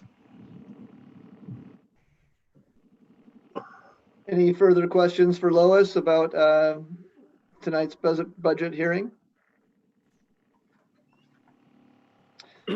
Okay, so yes, Pete, yes, go ahead. Yeah, I would just like to say I appreciate the board's efforts to not panic and try and pass a budget that we know is temporary. And WDA will work with you on future cuts if necessary. But I really think this is the best way. It's hard to get teachers back once you let them go. And so, I think they will be more understanding if we get no help from Washington and things continue to deteriorate. That's just the way it is. But right now, nobody's getting a layoff notice, and that's very important, or getting a pay cut. So thank you. Thank you, Pete, for chiming in. That's well intended. And we want to take care of our employees and keep everybody on staff. We've got a great crew and we want to keep that moving. So without any other questions or comments, I will now close the public hearing, item 5.2, and we will wait to see what happens between now and June 30th with the governor's office. And hopefully we get some positive news. It also will depend upon what happens at the federal level. They're not really talking about education right now, but I think they need to be doing that sooner than later. So hopefully that item can happen too. Yes, George, you've got a hand up. Yes. Yeah, sorry. Did you go out for public comment? I know it's hard to do public comment and a public hearing on Zoom. Was Pete the only one that had any comments on the budget, or was that it, or did I miss it? I did not get any extra texting or emails about public comment, but if there's somebody on the Zoom meeting or if somebody's watching Facebook and can relay that to us, I would accept a comment at this time. Thanks, Eric. I would just like to echo what Pete said. I appreciate that the board is looking at the budget, hoping and knowing, last time I said that I hope that we keep the hope and not laying off people, because this is such a terrible, hard time for all of us. And to lose really great people is so hard to get back. And so I appreciate that we are doing everything that we can to keep it away from our wonderful staff, to keep it away from the kids. And that's, what I appreciate about the board and about our Windsor Unified School District. So thank you for keeping that at the forefront and keeping our kiddos in the forefront of your minds as well. Thank you, Julie. That's heartfelt. And I know you, as a parent and a teacher and an administrator, you've got lots of interest in the district. So we appreciate your feedback. Sharon, you've just come in. Would you like to comment? I did. I would just like to echo what Julie is saying. And I do feel like the board is taking this seriously. I feel that we're in such an uncomfortable position. I have never been this vocal in my life about anything. And it's a little awkward for me, but I feel that we owe it to our youth. I'm also encouraged by the amount of community support that I have been hearing, and want to reiterate what you said, President Heights, before regarding speaking out and letting your voices be heard, because I don't think people quite grasp the monumental cuts that we're being asked to do in a system where we are already extremely lean. It's almost overwhelmingly sad to think that this is something we have to face when we put so much already into this this calling of ours that doesn't it's not properly funded to begin with. So I think if our community doesn't come together to really continue to voice our concerns, that education is not going to be held as high as it should be. But again, I do feel like our board is responding to our concerns. I'm super impressed with Mr. Stefanisco and Mr. Freeland, the presidents of our unions, and how well they're representing and how positive they're being. So I feel humbled by the amount of collaboration and support that is going on in these times, but I'm still very disappointed in the funding that's coming our way. Well, thank you for your comments, Sharon. I know you've been very vocal, and we appreciate that vocal abilities you have. You are taking a bigger leadership role, and I'm sure your students and your families and your school are very appreciative of that. Don't shy away from that. We need that in our district. So thank you again.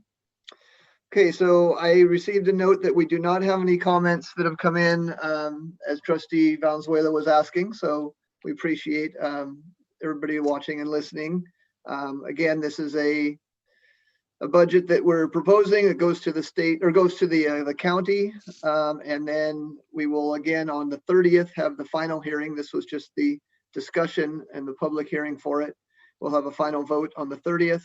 And between now and then, we will know some new numbers.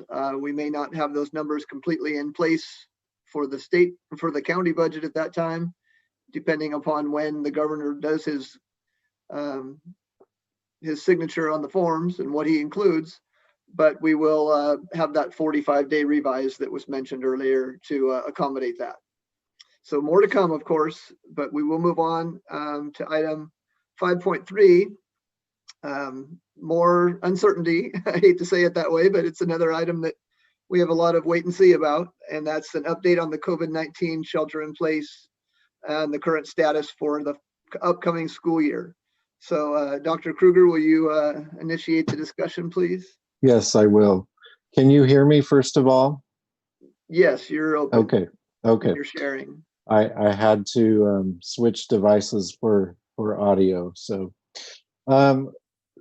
Lisa and I are going to talk through this, but first of all, so we're using talking points. Last time we met on June 9th, we did highlights of the state guidelines for the safe reopening of schools that districts have been now using to review and look at what practices can actually happen in their districts. On Friday afternoon, Sonoma County came out with their reopening guide for schools. So we have been looking at that as well. Again, it is a guideline. There is nothing that says exactly what is to be done or what it's more considerations of what you need to include in your plan for reopening.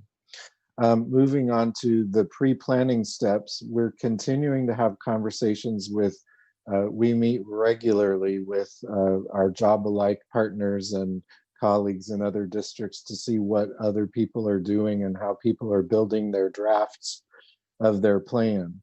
And I'm gonna jump down. We're all talking about the multiple plans that are required based on what the public health official is telling us we're able to do.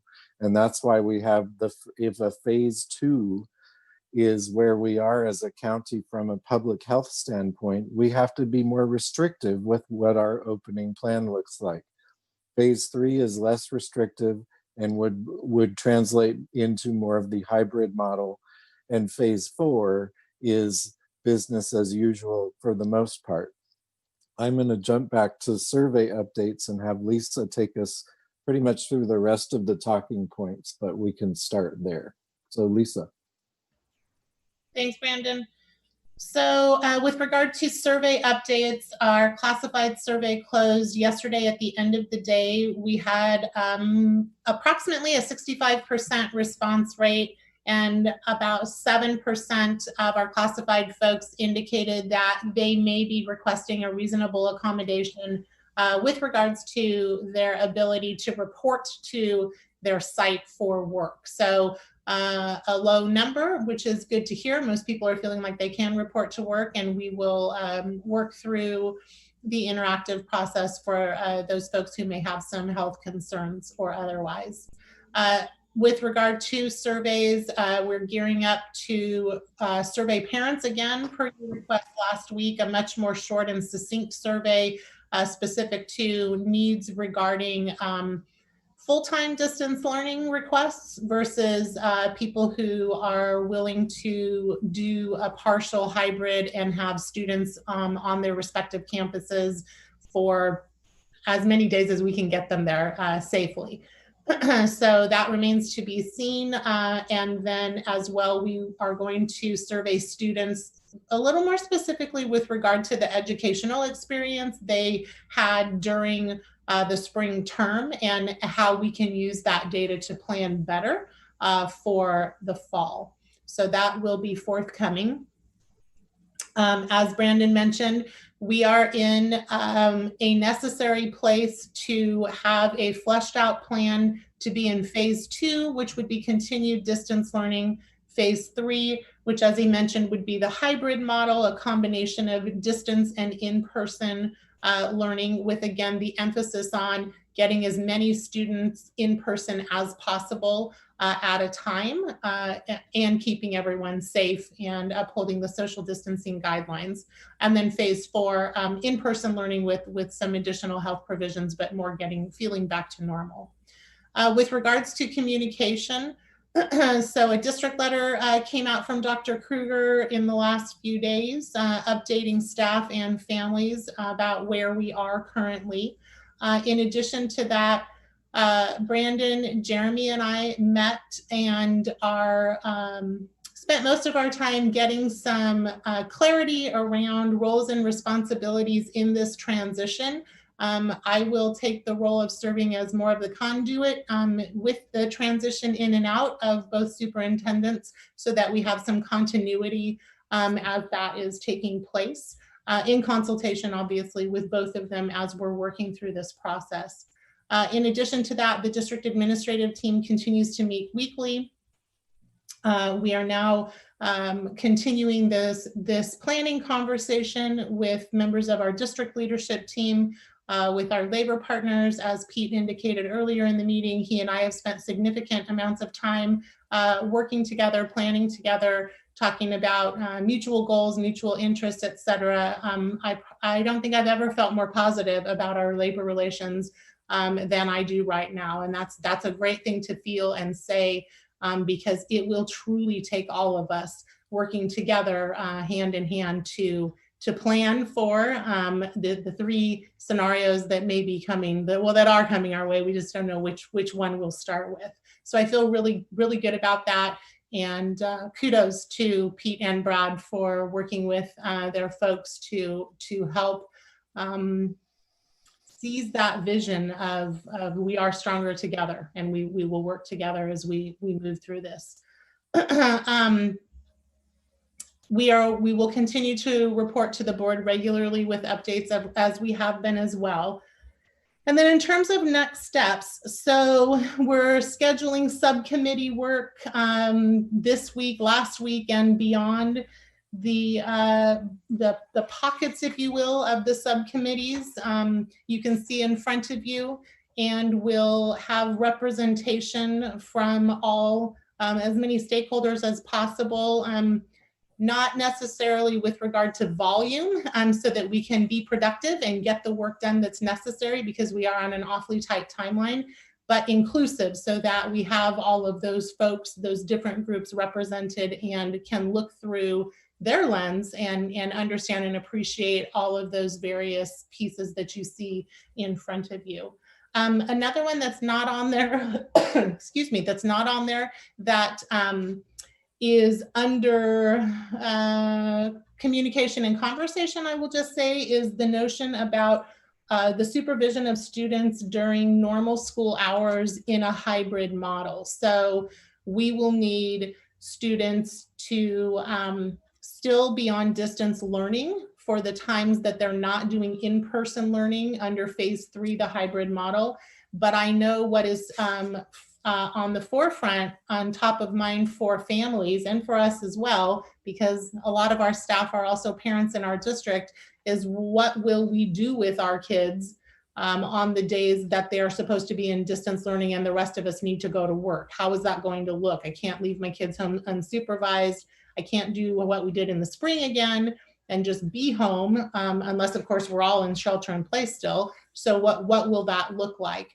So trying to start some conversations and brainstorm ideas about working with our ECC partners, for example, in what might be possible to pull off as much supervised time as we possibly can, in partnership with the district though, so that those students can still get, if they show up with their Chromebooks, they can still get internet access and get that sheltered time to be able to get their distance learning done while being supervised. I think that I also would put out there, not necessarily for a response now, but as we have done consistent with other committees, so LCAP core committee, board policy subcommittee, facilities subcommittee, it would be great to also have a couple of board members who might be interested to push in and serve on one of the subcommittees that you see in front of you, just so that we've got that board voice and understanding and knowledge as well, as that's been our process for almost everything else we've done. So again, not necessary to respond now, but just wanted to put that out there as the communication continues to come forth. Any questions I can answer, or Brandon? Well, thank you, Lisa and Brandon, for guiding us through your bullet pointed list there. And those committees, I'm sure, will be working hard. It's difficult to do that during the summertime, but I know that people are vested and interested in knowing what's coming in the fall, and I will participate. I'll reach out to you and let you know about that. So are there any other comments that need to be made at this point about the possibility of coming back in the fall? I don't have a comment. I just wanted to say thank you, Lisa, and that I would also love to participate in a committee or two. On to Trustee Carnation. It's the same. I guess one of the questions I had is this probably should have been brought up maybe in the budget questions, but this is what kind of made me think about it more, is if things go a little sideways and we're not able to get back into school right away, what do they have any provisions for, like, the transportation department of, are we going to have folks that aren't, there's not a service for them to provide at that particular time, or are there any contingencies that we've thought about or so far in that area? Chris, would you like to take that one?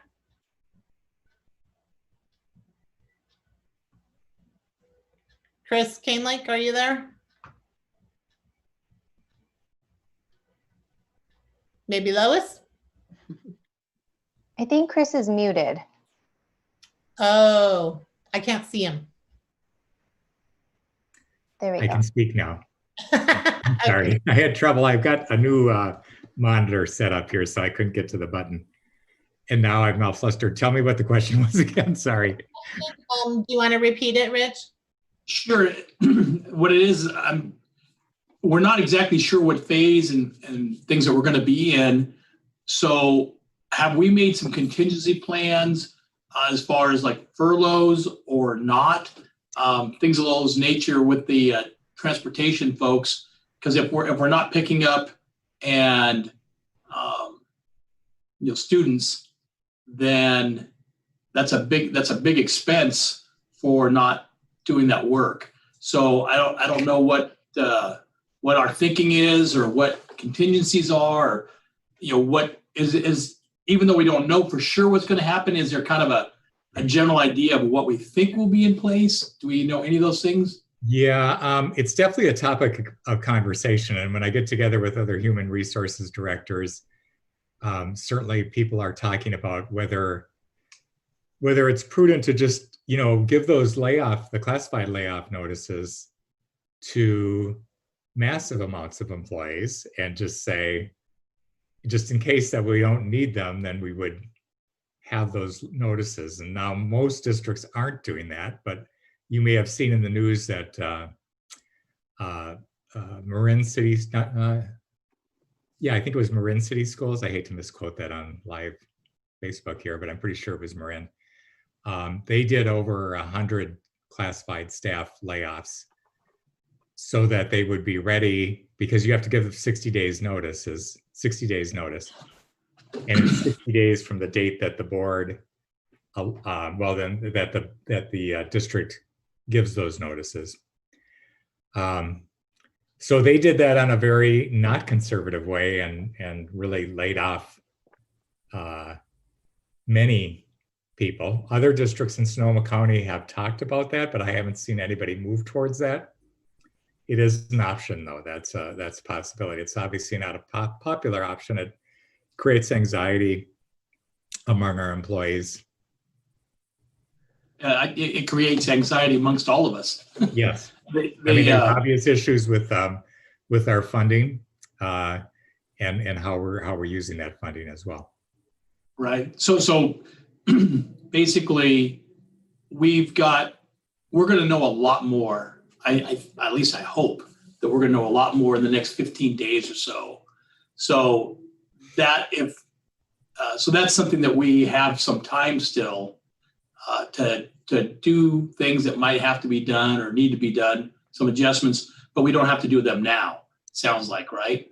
Right. Well, on the June 30th board meeting, we're planning to bring a classified layoff resolution for the positions that the board approved reducing. I can't remember exactly what date, but the last budget meeting that we had. At this time, that's all that's in the plan, but I'm sure there will be conversations between now and then whether to expand that. So I'm going to jump in, please, because this is going to help Rich, and I think a question from Bill earlier. As these subcommittees get formed and a phase 2 and a phase 3 plan are put together, that's when we're really going to be able to identify cost savings and expenses, because we're going to know what those plans look like. And then we need to put the dollars out of that allocation. We need to put them towards the specific areas within those subcategories. So it will result in much better knowledge of cost, savings, and what we need to do next. Thank you. Lisa, yeah, I like looking at budgets and stuff. So if you need some help, I'd be more than happy to volunteer. Okay, thanks, Rich. I appreciate that. I would like to add one additional piece of information that kind of ties back a little bit more to what Bill was asking earlier. And I don't have a new number, a new budget number with regards to PPE and planning forward in a hybrid or in-person model. But what I do have is information. So this morning at our weekly CNI meeting, that's curriculum and instruction at the county office, it was shared with us that the State Office of Emergency Operations has a stockpile of PPE. So it is going to be distributed to each county. There are going to be 2 distribution sites in Sonoma County, one in Santa Rosa and another in Petaluma. And we are on hold waiting for more information on the specific timing of that distribution. But it is our intent to take advantage of that so that it will hopefully provide some cost savings with regard to PPE. Again, I don't know how much, but the stockpile is, I don't know how much is coming, but that we did get information about today. Thank you. Yes, Brad, go ahead, please.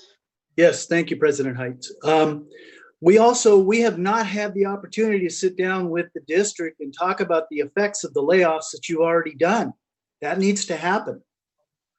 So, and before we do any other layoffs, we have to meet and talk and discuss about those things. So Brad, and as I stated before, we have taken 100% of the cuts so far. Brad. Yes, Brendan. So I don't know if I know you were, and with full respect, I know you're on vacation, but we're trying to coordinate time together. So that was in my last email to you. So we are working towards that. Okay. Okay. Yes, George, go ahead. Yeah, real quickly. Thank you for the report, Lisa and Brandon. And when the communication goes out from the superintendent, I really liked his letter. I want to make sure it's in Spanish, and I don't know if it was in Spanish and I didn't see it. Yes. Or maybe it was in Spanish. Yes. Okay, good. It's perfect. And then my second comment is, I'd like to participate in a committee, obviously. But my comment is, once we get to the phase 2 plan or the phase 3 plan, are we going to be seeing it as a written document just so the public can see it? I'm assuming that it's going to have to be all spelled out on paper. So in future board meetings, are we going to be seeing, hey, this is a draft of phase 2, this is a draft of phase 3, etc.? Is that coming once the committees meet?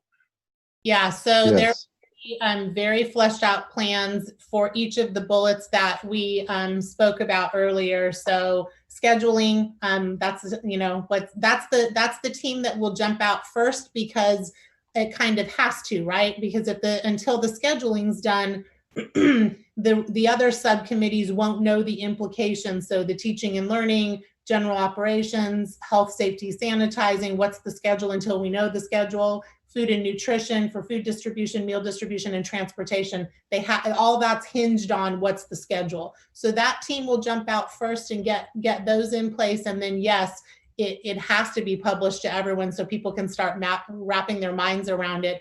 I think the thing that will be the most challenging is helping folks understand that they shouldn't plan their lives definitively around the hybrid model because we don't know yet if that's actually the model we'll open school with. So that's the piece that makes people twitchy is a word that I use. It makes me twitchy. But we literally have to, with each of those subgroups I listed, we have to be able to fluidly move between phase 2, phase 3, and phase 4 in all three. Because if we set all of our sights on a hybrid model, for example, in a scheduling world, and it doesn't work to quickly switch back to phase 2 or move into phase 4, well, now we've got a problem because we can't drop everything in the middle of the school year and say, oh, we got to rethink this and start over. So we have to plan with the best of intentions that we can move fluidly between the three. It's going to be a challenge. It really is. But that's the idea, and then get it out to folks so that they can see it. Right. And you are reaching out to staff. I think you might have mentioned about pre-existing conditions and who can return, who cannot return, and what are you going to do about subs or filling those positions? Because the sooner you find out as a district which employees can return in a hybrid model, the better you are in planning. So I'm sure that's on your calendar to do. So good job. And the hope is that if it's possible, you know, given the percentage of families that want to remain on distance learning, if there's some potential flexibility at the secondary level around credentialing, we can kind of match those two groups of people and therefore not need to pull in as many subs, because pulling in subs in a 3 scenario environment is a little bit, makes my head blow off my shoulders. So anyway, yes. Okay, thank you. So Lisa, I'll go fifth. I'd also like to be on the committee, and more importantly, I like to be on the scheduling committee. I haven't heard you say how we're reaching out or soliciting both parents, and Ava, you're on board, so you're the one I'll pick on, as well as our, you know, secondary and upper division leadership students, to offer them the chance at least to participate in these various subcommittees. Is there an outreach to our family community and our student community as well? There will be, Bill. At this point, I'm trying to work first with leadership and with both unions, and then we will do the extended reach to some parents and some students. They're looking through their lens at each of the various subcommittees will be critical input and feedback for us. So yes, that's on the radar as well. Great, thank you. So the July that's usually calm in the school district world is going to be anything but this year. We're going to be working harder in July than we may have other months during the year. So we'll get a lot more information out after we have had a chance to meet these subcommittees. I'm sure DLAC, which is coming up next, will be involved in some of those as well. So we'd like to have that group be part of that as well. Any further comments or questions about item 5.3, this COVID and return to school model discussion? I think it's 5.4, Eric. 5.4 is coming up next, yes. So, and if you could just again consciously, because George reminded, just do a quick check-in, Eric, if there's any public comment out in public comment world. Yeah, I'm not seeing anything on the chat or on my my texting from the leadership of the meeting. Got your social media trolls out watching everything? Well, they didn't have comments on the last part, and I haven't seen anything about this one yet. So okay, great. Thank you. We'll wait and see. So the next on our agenda is item 5.4, the DLAC annual update, presented by Allison Griggs. Good to see you again, Allison. Hey everyone, thanks for having me. I'm gonna go ahead and try to share my screen real quick.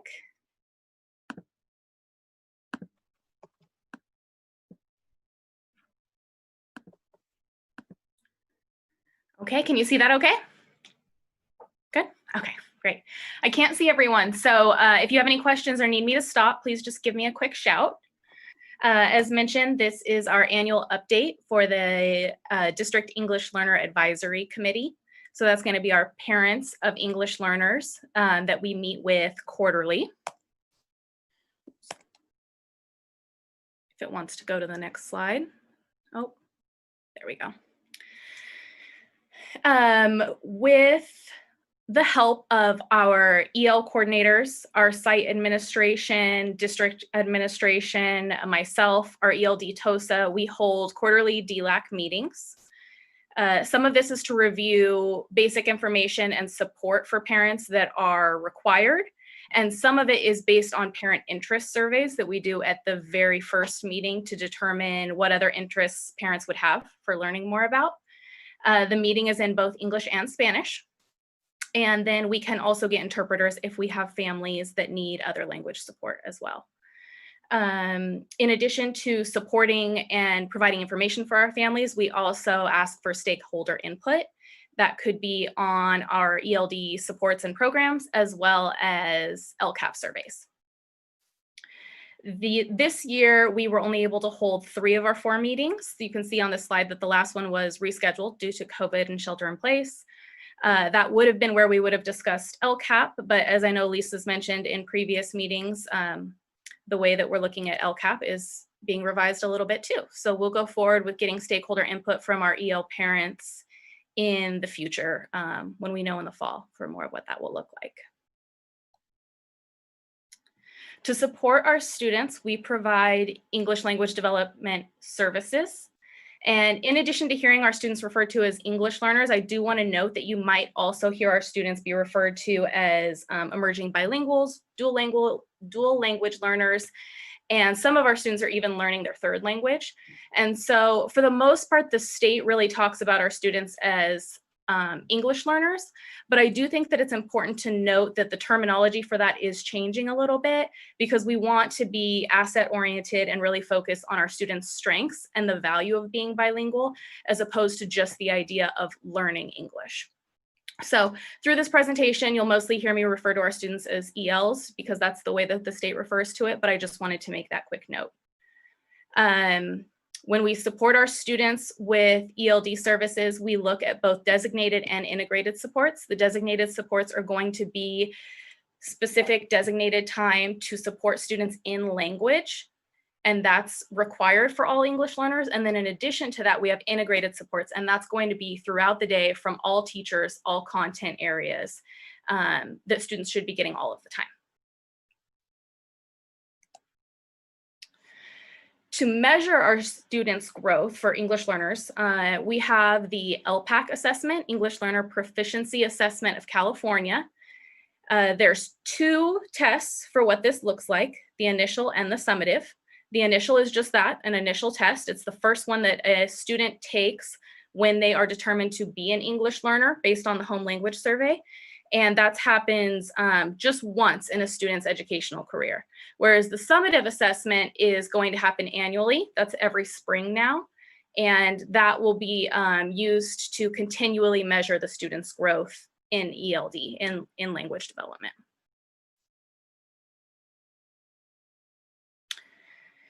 This year was the first year that the LPAC was completely computer-based for the summative assessment, not for the initial, but for the summative that we did this spring.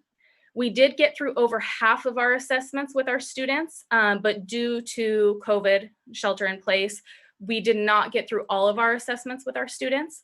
And so we'll be looking at continuing that when we figure out what that can look like for testing students in the fall. That's still something that we're kind of working through, but those students will continue the test where they left off when we come back. And then next year will be the first year that the LPAC is completely computer-based and we're completely using LPAC versus the CELT test that we used in the past for both the initial and the summative assessment. The only students that actually won't be taking that on the computer would be students that could be tested as part of kindergarten screening before the school year starts. We still have to figure out what that would look like, but those would be the only students that would still do paper pencil versus everything being entered digitally on computer based. But with our K2 students, they have support with that. They can do their test on paper and pencil, and then the EL coordinator that's testing them enters the information on the computer for them. Listen, a quick question on the kindergarten test that I've seen administered over the years. It's a 1-to-1. There's the adult showing the picture and talking to the student. Yep. How's that going to happen if we're supposed to do distance? That's a big part of the concern right now. So especially for our kindergarten screening or any initials that we have coming in, the state is talking about what we could do for that, because as of right now, even though the test is on the computer and computer based, we haven't figured out how that could look. If there would be a way to have the tester, the EL coordinator, Zoom with the student and ask them the questions and enter the data that way, or if we'll be able to have a way that we can safely follow the guidelines and have the tester and the student in the same location. Oh, So maybe still, document camera or Zoom, try to find a way around the person-to-person. that would be the hope, yeah. Oh, that's interesting, thank you. Mhm. In addition to tracking our students with their test data, we also look at how our students are reclassifying.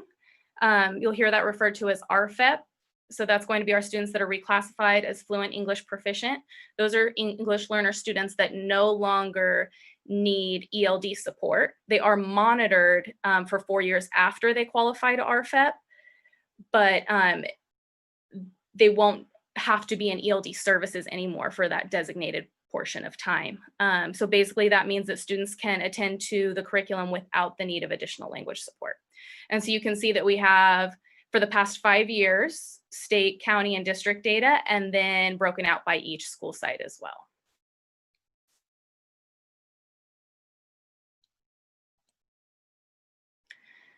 So when we look at our RFEP students, one thing that I do want to note is for each of these columns, you see that the year that the student RFEP'd, the student RFEP'd because of how they did the previous year. So I just want to note that when you see 18-19 data, that's actually going to be from the 17-18 school year and so on. So when we're looking at current data for students that RFEP this year, that's because of how they performed last year. So that's going to be what you see on this next slide here. So students that RFEP at the beginning of this year in the fall, we had 65 of them, which makes up 9.5% of our total English learners in the district. Those students qualified based on their LPAC assessment, based on their SBAC assessment, parent input, and teacher input. And then you can also see the breakdown from each site there as well, the number of students and the percent of their English learner population that represents. In addition to the 4th DLAC meeting, we also had to cancel our RFEP ceremony this year because of COVID. And so we'll be able to celebrate those students and their success next year.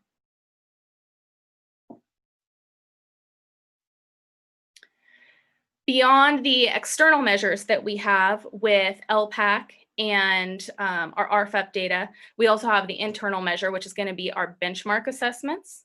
So these are going to measure our students' growth based on our curriculum and measures that we do. It says 3 times a year there. It is 3 times a year for elementary students, but I want to clarify that it's only 2 times a year for our secondary students at the middle school and high school level. And this is done at all of the sites with the exception of Cali, because with Cali's bilingual immersion program, they have a separate program that they do that ELD would not be provided in the same way, so it can't be assessed in the same way. In the 2018-19 school year, we adopted as a state the EL roadmap, new adjustments to our standards, and of course the LPAC that we switched over to. And so because of that, we looked at adjusting, our teachers noticed that we needed to adjust our assessments as well.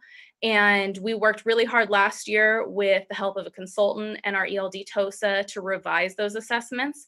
And so this was the first year that those were given, and we've been working through those, but it's been a much better way to more closely align our curriculum with the assessments that we do, and then help us to determine how we think our students will perform on the LPAC. And then it also aligns with the ReadyGen or My Perspectives curriculum that students have in their English language arts. So that helps to have the integration as opposed to two separate content areas. And then also at the secondary level, we have some content that's in both social studies and science as well.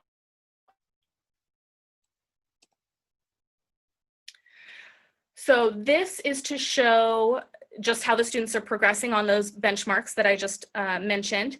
We were not able to take the last benchmark due to COVID. Those students that you see measures for here, so at Maddie Washburn and Brooks, they took 2 assessments. They took the first 2 of 3. And then at the middle school and high school, they only took the first semester assessment. Typically, the last assessment is where we see the most gains, and we see our students scoring proficient, which is going to be 80% or higher. So as of right now, based on the assessments that we took in the winter and end of winter, beginning of spring for elementary, we see that just over 30% of our students are scoring proficient on their AE ELD benchmark assessments.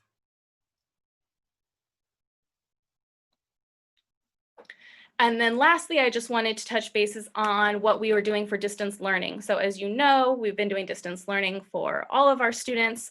And for ELD, that looks the same. We have Google Classroom set up.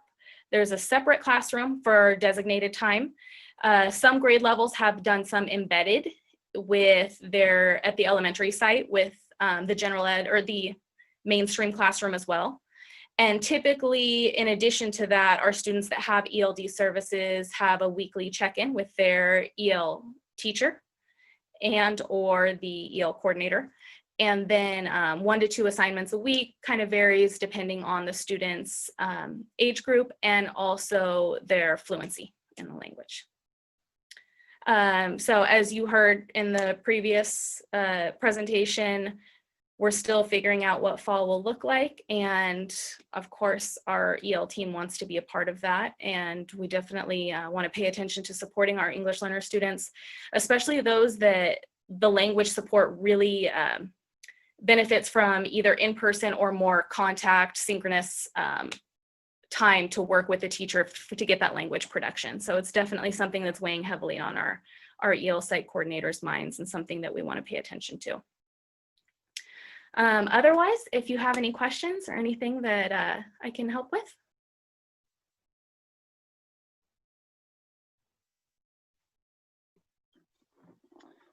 Well, thank you, Allison, for the report. It's good to get information about our English learners, and we wish you could have had that third chance or second chance to give those tests and get some more data on our kids, but we understand the situation of not being in the same room. Are we frozen? Your picture's frozen, but we can still hear your voice. So. Anybody else in the meeting that would like to make a comment about the EL program with the DLAC coordinator here? Stephanie, you opened your mic. Yeah, I would just say thank you, Allison, for the report. Super informative. It has been a different year than typical years, but I think that you still were able to present a lot of data and it was really helpful. So thank you for everything you've been doing. Okay, any comments otherwise? I think we're ready to move on. I don't see any other hands up or people unmuting themselves. Looking at the agenda, I think I may have had the wrong version. We now have a public hearing again on the budget on my version, but we've already done that. So we're going to go to item 6.1, which is the discussion and action section of our agenda. And item 6.1 is the Windsor High School textbook adoption for anatomy and physiology, presented by Director of Services, Lisa Saxon. More science today.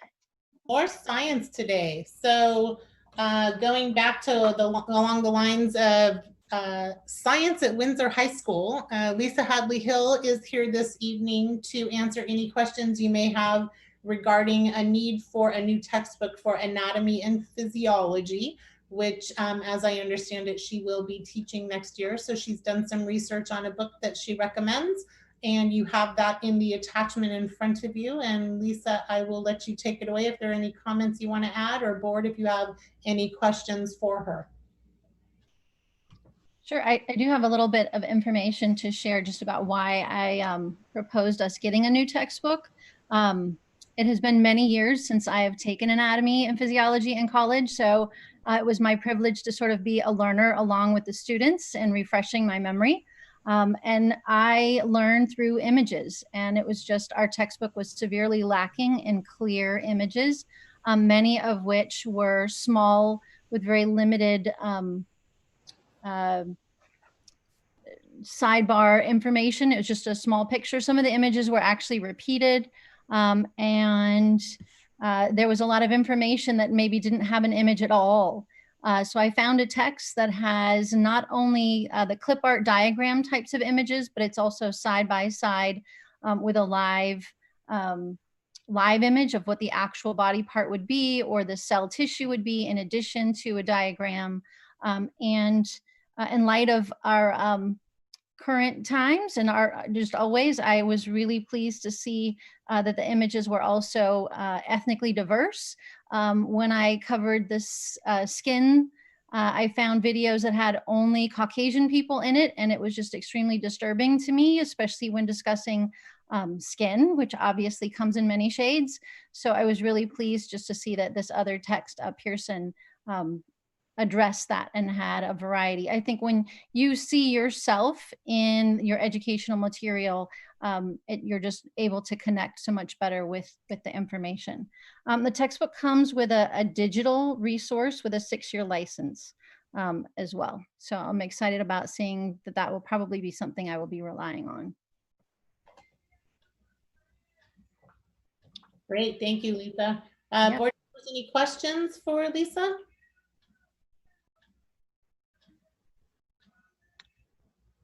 No, looks like everybody's going to be fine with this. I would take a motion to approve the purchase of the proposed science textbooks. So move. I'll second. Okay, first motion by Bill Adams, second by George Valenzuela. All those in favor of approving item 6.1, please say aye.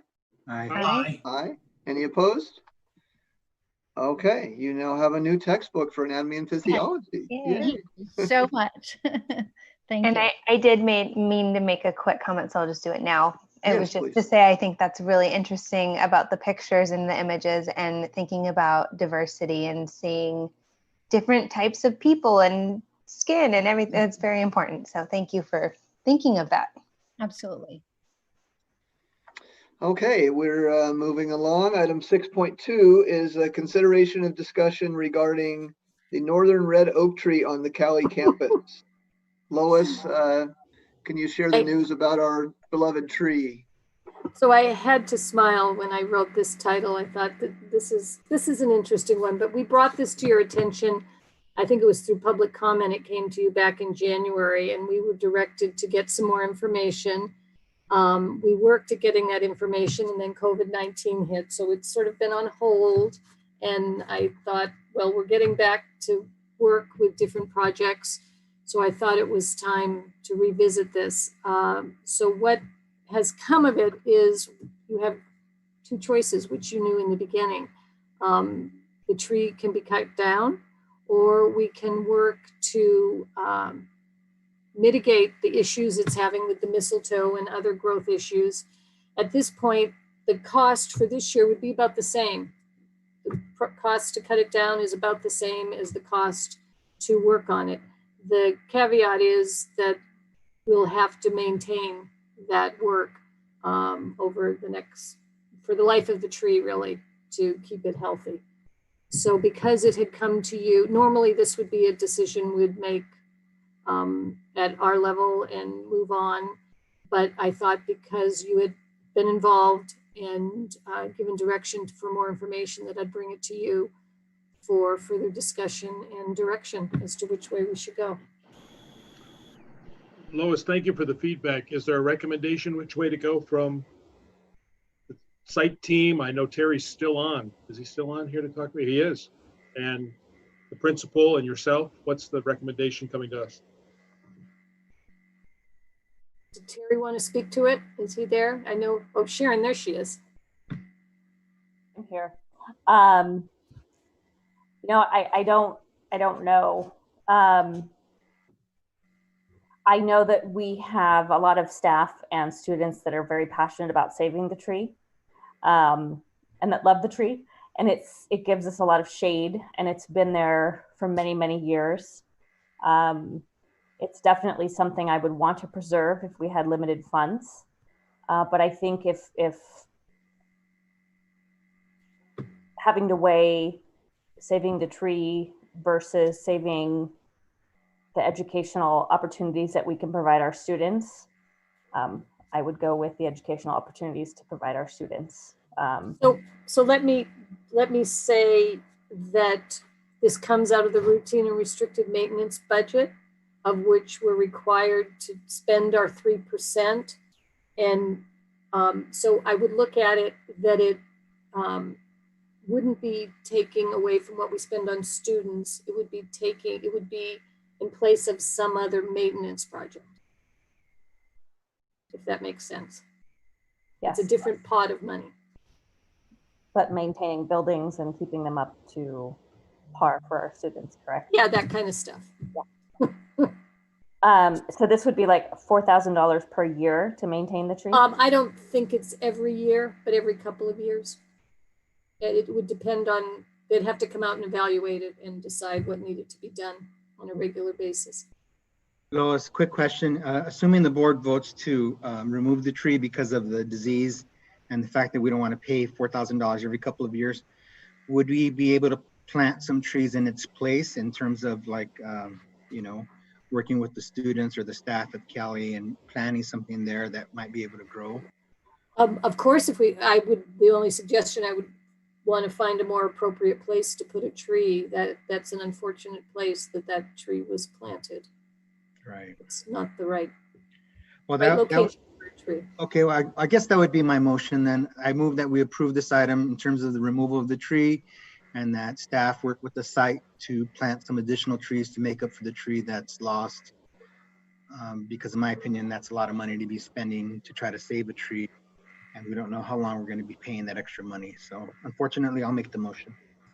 And I'll second it, but I just want to throw a couple of things out there that in the long run, I mean, they say the tree is about 15 or 20 years old, which is not, super long.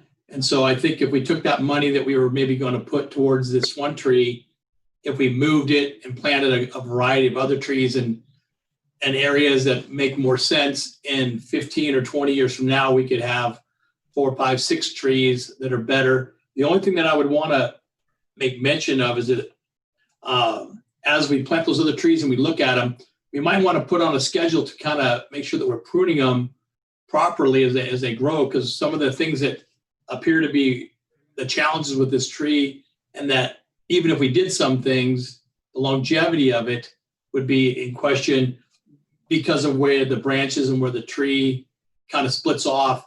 So we want to plant those trees and put them in an area where we can get shade and other nice things, but not in a place where if the new trees ever broke, or they could be dangerous to the kids as well. So just with those thoughts. Yeah, and it looks like Terry also added a comment that we should stick to trees that are drought resistant. So that is his thought here. I have no further comments on this item. I have one. I don't know if anybody seconded your motion, George. I will, sadly. But when the tree comes down, I'd be interested if you could work, Sharon, to keep some of the bigger. I see its trunk's 32 inches in diameter. There are sitting benches that could be made out of that tree, out of the first, I don't know, 10 or 15 feet. But maybe those can get down there, and we can have that wood be available to not just be shredded or chipped or whatever happens, but the legacy of that old tree could be around. Just as a thought, we cut a big tree down in my yard recently and made a couple of platform tables next to chairs of an old redwood tree. So, but yeah, thank you for bringing this back. This is one of these heartbreaking things where I'd love to save it, and I was thinking maybe the school got built around the tree, but at 10 or 15 years old, 15, 20 years old, that's about the time that Trustee Ahmad was going through that place. So it probably was built, and seriously planted there as the tree, and probably looked good for a while until it's not the right tree. And It's a gorgeous, ornamental tree from the East Coast, now surrounded by asphalt and cooked by the heat, and it's sad. But that would be my only suggestion: is let's see what parts of it we can save to put into use that students can sit on. Good idea. Thank you. Thank you. Could do a Alright, Johnny well- Appleseed unit on that, back to my elementary teaching days. If you guys wanted to, I had to take some big oak trees down that were diseased as well. And I had a guy come out and he planed them and set them up so that way you could make benches and trees and stuff. If you would like, before we do take it down, I could get that guy to come out and look at it and see if that's something that he could do to actually plane it. So that way you could make quite a few benches out of it possibly. I'd be willing to go ahead and have him look at it to do that. And if he could, then the people taking it down, they would just stop at a certain height and just make a big round that they would then slice up. We could bring it over to my property and do it over there, so that wouldn't be a problem for the school. And you could even store it there while it had to cure. So if somebody wanted, if that sounds interesting to Sharon and then others, we could work on that. Absolutely. All right. Well, thank you, Rich. We did a very similar thing where I work over in Calistoga. We had a redwood tree, giant. It was like a 6-foot diameter, and a local arborist came and they set up a portable mill. The woodshop class came out and was able to mill the wood, and then they made benches for the school and they did woodshop projects. It was disappointing that the large tree had to come down, but it was a good outcome in the end. So I think we could work towards something like that here. Oak's a little harder to work with, but we'll make it work the best we can. So, okay, so we have a first motion by Trustee Valenzuela, the second by Trustee Carnation. All those in favor of item 6.2 to remove the diseased tree at Cali, please say aye. Aye. Aye. Any opposed? Okay, so it looks like we have a plan. We can try to use that wood productively and maybe make some future plantings in another area that's a little better and with trees that'll be a little hardier. Lois, how soon were you guys planning on doing that work? Well, since we've been talking about since January, I'm not thinking we're in any big rush. Okay, I know. I didn't know. I didn't know how quick I had to move. I'm thinking, our deadline would be the start of school. I'd want to have it down before the kids came back. Yeah, we should be able to look next week. Okay. Okay, so at this time, we have finished our traditional items on our meeting schedule here on our agenda. And item 7.1 is the response to board or community requests.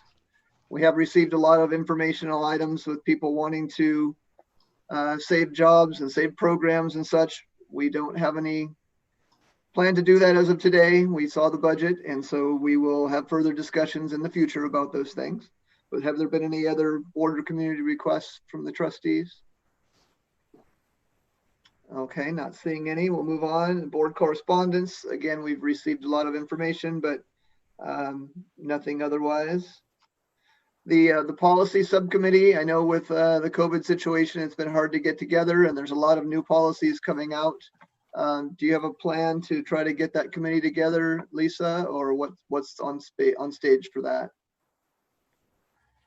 Well, honestly, if we don't get our plans fleshed out to open the school year, that's going to be hugely problematic. So the energy really and focus is going to be on that, as well as all of the other many components that are necessary to start the school year. So in the event that I'm able to get some time in there to get board policies on the front burner, I would love to do so. And it's just been a real challenge trying to work through this. So I will give it my best shot. Eric, if I might, I think Stephanie and I are on that committee. I think if there was some hugely hot legal change that came out of the legislature, we'd get a flag memo from school and college legal services about it.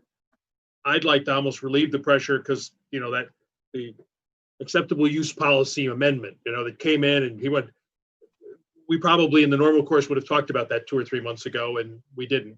I'd like to just say, let's not even look at it until after September, unless there's some emergency. Stephanie, I don't know how you feel, because I agree with Lisa. I think we have so many massive local policies we have got to figure out and adopt between now and August 13th, let alone what we're going to get from those smart people sending us stuff from School Board Association. We got to deal with them. We got to come current, but I'm all right waiting till September. Yeah, I totally agree with Trustee Adams. I think that the policy committee or subcommittee is something that it's important, but there are definitely, it can definitely be paced and grouped together. And I think that it could happen twice a year on most years, and that would be enough. And this year it can probably happen once during the year just because of the nature of the year that we're having. And I think that would be fine. So I would prioritize the work that you have to do now and not worry about that.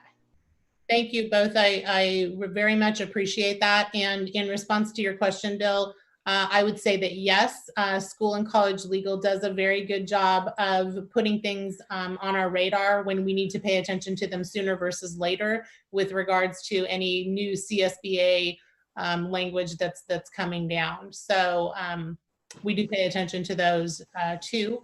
And like I said, I don't have any problem at all taking a look at the guide sheets for the packets that have come forth to just scan to make sure that there aren't any that we might need to pull off as single items and entertain as they may be applicable to the 2021 school year and our need to be prepared. Okay, super. I would just add that regarding the changes in Title IX, that would probably be one that we're going to want to, that I would want to play around with a little bit this summer and bring to the board. Great. But other than that, I agree. Thanks, Chris. All right. Yeah, and that webinar that I was a part of earlier with the School Board Association, there were a couple items that they're proposing somewhat to be waivers of a lot of the other policies that are in place for most of our districts.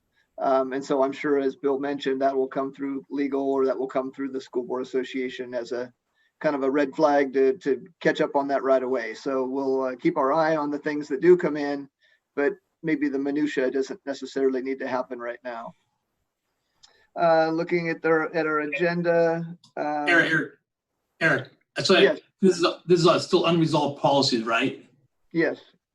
I have it. I'm not sure if it's a policy or a question or just where we're at.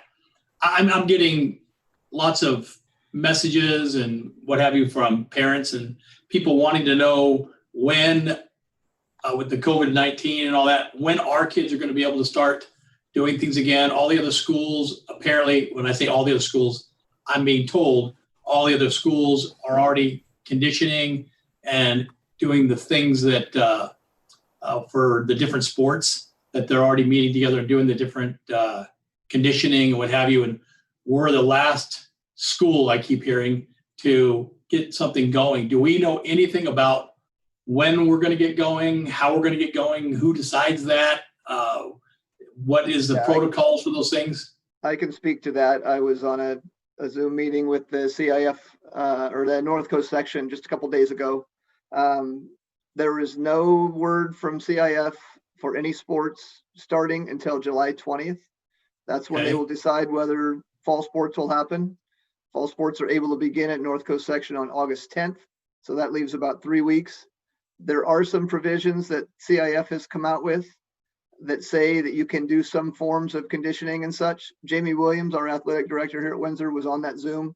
She'll have information she can share with our coaching staff and with our administration. But it's very, very limited. You cannot throw a football to another person because you're touching the same ball, that kind of thing. Volleyball cannot practice at all because you're touching the same ball. Locker room and weight rooms, very restricted because of people coming in and out. But mostly it comes down to our city and our county order of what we're able to do. So I would, if you have more questions about what Windsor's planning to do, you can reach out to Jamie, because I know I saw her in that meeting as well. And so she has the same information that the North Coast section shared just a couple days ago. All right, I'll tell everybody to get a hold of her, and I just wasn't sure where to know, and people are asking us when all of my board members know. Everybody thinks we know everything, so anyhow, so I was just trying to get more information so that way I knew and say it right now so that way everybody that's watching at home can hear it straight off the TV. So. Yeah, thank you. Let's see, on our agenda, we have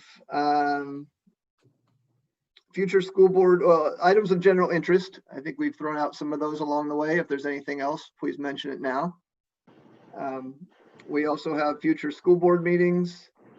Opening that document here, we're meeting again on the 30th, and then we don't have any formal meetings set for July, but I think that will probably change on our calendars because we have a transition between superintendents, and we will have a lot of the reopening discussions happening. So it will likely be that we'll have to, or we will plan and schedule at least 1 or 2 meetings in July to formally announce what's happening on our school board situation. We've got a list of things to discuss in the future. Campus security, parcel tax, start times for school, the ethnic studies class, an update from the county office, the North Loretta ad hoc, lots of things that are on our parking lot to-do list, but most of those can take a little bit of a backseat at this time to some of the other issues we're talking about with budget and COVID and that kind of stuff. Yes, George. George and then Rich. Yeah, this is kind of out of order, but I just thought of it right now. So Ava's our new student board member, so I wanted to make sure that the website got updated with her picture. And also it's for the next meeting. I don't know if she'll be there or not, but the student board member little line item in the agenda where they can talk about what's going on. So make sure we get that in next time. But I know that we had a transition between Whiteley and Ava, but I just want to make sure that she's choosing to wait until school starts again or get closer to August. Okay, perfect. Okay, thank you. Yeah, Rich, I believe that, and I might have my days wrong, but I just read a day or two ago that Windsor Town Council, their upcoming meeting, they're going to be going over Jaguar Lane. That extension, I believe, is coming up on that, or they just had it at a meeting. I'm not sure. My days are kind of running into each other, but anybody who wants to look, they're probably going to be given that same presentation that we saw at our last joint meeting. But I saw tomorrow, is it tomorrow night? I think so. Yeah, that sounds right, but I wasn't sure. Like somebody said earlier, I don't want to give the wrong information over Facebook because Facebook's always right. So anyhow. Sorry. Anyhow, anybody who wanted to go and participate in that meeting, I didn't know if any board members wanted to listen in, but just want to make people aware of it, that it was going to be coming up. Any other further comments, or if not, I'll accept a motion to adjourn. So moved. Okay, Second. Trustee Adams. Who's the Second. second? Rich. Okay, thank you, Trustee Carnation. All those in favor of adjournment, please say aye. Aye. Aye. Okay, we are 8:42. Thank you for joining us today. We will again be meeting on June 30th at the same time, 6 o'clock. So please tune in, and we'll look forward to seeing you and passing along more information at that time. Good. Thank you. Good meeting, guys. Thank you. Thank you. Thanks. And if Chris can sign us out of Facebook, and we appreciate your help as well, Chris. Am I okay to end the meeting, or are you going to have? No, I think we're ready to end the meeting. We don't have any further discussion at this time. Bye. Perfect. Thanks. All right. Good night, everyone.